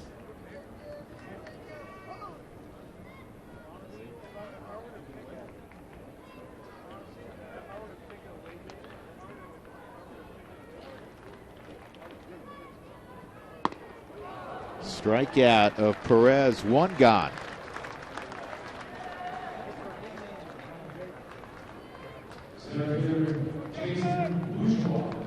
Jason Bourgeois. Been here all day. Been here all day.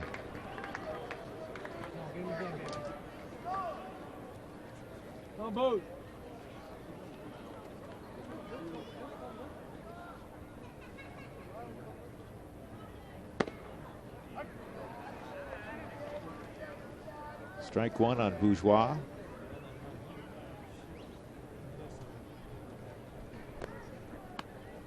Schlitter's running it up between 94 and 96 today.